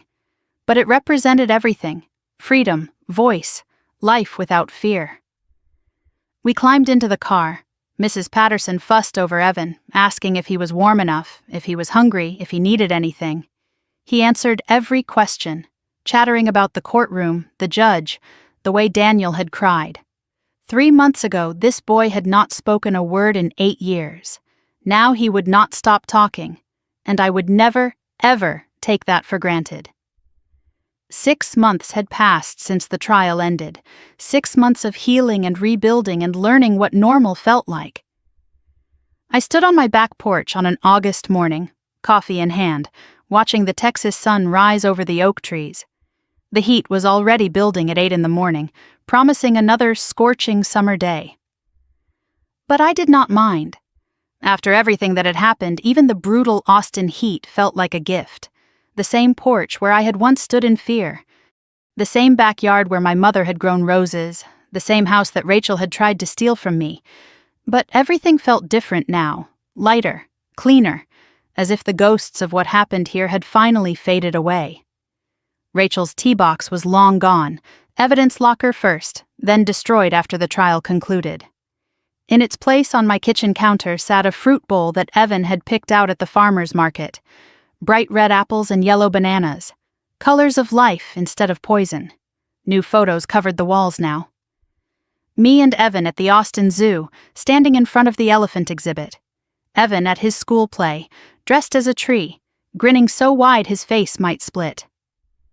The two of us at Mrs. Patterson's 79th birthday party, frosting on our noses from a cake fight that got out of hand. New memories. Real memories. The kind that heal instead of hurt. From inside the house I could hear Evan talking, not to anyone in particular, just to himself, practicing a presentation for his summer reading program. His voice carried through the open window, confident and clear. He talked constantly now, narrating video games, singing in the shower, reading aloud from whatever book had captured his attention that week. Every word was a victory. Every sentence was a reclamation of what had been stolen from him. A year ago, I was being slowly poisoned by someone I loved. Now I was watching the sunrise with a full heart and a clear mind. Survival is not just about not dying. It is about learning to live again. Evan had transformed in ways I could barely comprehend. He finished 3rd grade in May, having started late but caught up impossibly fast. His teachers were amazed. Reading at a 6th grade level, they told me. vocabulary that would impress a high schooler. I was not surprised. He had been teaching himself for years while everyone around him assumed he understood nothing. Honor roll, science fair winner with a project about ocean pollution. 3 real friends, the first he had ever had. Boys from his class who came over for video games and stayed for dinner and treated him like any other kid. Because he was like any other kid now. Finally. The therapy had helped. Weekly sessions with Dr. Sarah Mitchell, a child psychologist who specialized in trauma. The early months were hard. Nightmares that woke him screaming, flinching at loud voices. Fear of abandonment that made him check 3 times every night that I was still in the house. But slowly, session by session, week by week, the wounds began to close. Dr. Mitchell called him remarkably resilient. Most children with his history struggle for years, she told me. Evan is already thriving. He still had bad days, moments when the old fear crept back, times when he went quiet and I could see him retreating into the silence that had protected him for so long. But those moments were getting rarer. The boy who emerged from them was stronger each time. Last month he told me his career goal. We were eating dinner, just the 2 of us, when he set down his fork and looked at me with those serious blue eyes. "I want to be a lawyer," he said, "a child advocate lawyer. I want to help kids who cannot speak for themselves, like I could not." My heart swelled so much I thought it might burst. He was not defined by his trauma. He was transformed by it. The silent boy who saved my life wanted to spend his life saving others. The subplots of our nightmare had all found their endings. Torres called regularly with updates on my parents' case. The grand jury had indicted Rachel and Daniel for first-degree murder. Both of them. The trial was scheduled for October. Rachel's pharmacy records from before my parents died showed the same pattern as mine. Potassium supplements purchased from multiple stores under different names. The medical examiner had officially reclassified both deaths as homicides. Mom and Dad would have their day in court. 3 years late, but justice was coming. They died thinking both their daughters loved them. At least one of us did. Mrs. Patterson had become family in everything but name. Sunday dinners at her house were tradition now. She told Evan stories about my mother, about the neighborhood 40 years ago, about a world that existed before everything went wrong. Last week she gave Evan a photo album. Pictures of my parents when they were young, my mother in her wedding dress, my father holding me as a baby, a family that had been real even if it ended in tragedy. "Your grandparents were wonderful people," she told him, "and they would have loved you so much." Evan kept the album on his nightstand. Sometimes I heard him talking to the photos at night, telling them about his day, about school, about the life he was finally getting to live. Torres visited monthly now. He brought updates on cases he was working, but mostly he just checked in. Brothers in arms do not disappear when the battle ends. Linda Chen had become our family attorney. She helped set up a trust fund for Evan, funded by the inheritance from my parents that was finally going to someone who deserved it. I had built a support network without realizing it. People who showed up when it mattered. People who stayed when the crisis passed. As for Rachel, I received 1 letter from prison. I did not open it. Some doors are meant to stay closed. Her appeal was denied. 25 years stood. Daniel was serving his time quietly. No contact attempted. They were ghosts now. Memories I was learning to release. On a Saturday in late August, Evan and I drove out to Lake Travis. 30 minutes from Austin, blue water sparkling under the summer sun. We rented a small boat and dropped anchor in a quiet cove, fishing lines dangling over the side. This had become our thing. Fishing. Something neither of us had done before everything happened. We learned together, failed together, laughed at our failures together. Evan chattered the whole time. "Did you know that bass can live up to 20 years? That is older than me times 2, and they have really good hearing. That is why we have to be quiet." Well, relatively quiet. He grinned. He knew he was not quiet. Did not care. Relative quiet from Evan meant only talking every 30 seconds instead of every 5. Then he went still, looked out at the water. His face grew serious. "Aunt Megan?" Can I ask you something? Always, buddy. What is on your mind? Do you ever miss her? My mom, I mean. Rachel. I considered the question carefully. He deserved honesty, not comfort. I miss who I thought she was, the sister I believed I had. But that person was not real, Evan. The real Rachel was someone who could hurt people she claimed to love. I do not miss that person. I am still angry at that person. I paused, choosing my next words with care. But I am learning to let the anger go, not for her sake, for mine, and for yours. Evan nodded slowly. I do not miss her. Is that bad? No, buddy, it is honest, and honest is always better than pretending. His fishing line jerked. His eyes went wide. I got something. We worked together to reel it in. A decent-sized bass broke the surface, flopping and fighting. Evan whooped with pure, unburdened joy, the sound of a child who had finally been allowed to be a child. We caught dinner, he announced proudly. We sure did, soldier. We sure did. That evening back home, the fish cleaned and cooked and eaten with ceremony, Evan settled into his summer reading while I sat on the back porch. The same porch as always, full circle. Stars were appearing one by one. Crickets sang their summer songs. Peace, real peace. The kind I had not felt in years. I thought about everything that had happened. 25 years in the army, trained to recognize threats, to identify enemies. But I missed the enemy in my own family, for 35 years. How? Because love is blind, trust is deaf. Family is the perfect disguise for betrayal. If I could go back, what would I do differently? I would listen to my instincts, that sixth sense that knew something was wrong. I would watch behaviors, not just hear words. Actions reveal truth. I would ask questions when things did not add up. Why this tea? Why now? Why so insistent? Most of all, I would listen to the children. Evan saved my life because he was watching when no one else was. He was silent, but he saw everything. He remembered everything. Never underestimate the quiet ones. They are often paying the closest attention. Family is not blood. It is not DNA. It is not shared parents or childhood homes. Family is who shows up when you are broken, who fights for you when you cannot fight for yourself. Family is choice and courage and truth. Evan and I chose each other.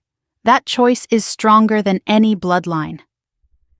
I am sharing this story because it is not just mine. It belongs to every grandparent being slowly isolated by family members who want their money, every elderly person whose confusion might actually be poison, every child who cannot speak their truth because they are too afraid, every person who senses something wrong but stays silent because it seems crazy. If you feel like something is not right in your family, investigate. If an elderly parent suddenly declines without explanation, ask questions. If a child goes silent when they used to speak, pay attention. Do not wait for proof to fall into your lap. Do not assume the people closest to you could never hurt you. Do not ignore the voice in your head that whispers, something is wrong. Thank God Evan found the courage to speak. Thank God I had enough clarity left to listen. I am not a religious woman. But I believe something was watching over us. Something that gave an 8-year-old boy the strength to break 8 years of silence. Something that kept me alive just long enough to hear the truth. Call it God, call it fate. Call it the universe. Something wanted justice, and we delivered it. The lesson Evan and I learned is simple. Family is not about DNA. It is about who stands beside you when the battle comes. Blood may connect you by accident, but love and courage connect you by choice. We fought for each other. That made us unbreakable. If you are raising a grandchild, know that you are not alone. If you are protecting an aging parent, stay vigilant. If you are a child trapped in silence, find your voice. Someone will listen.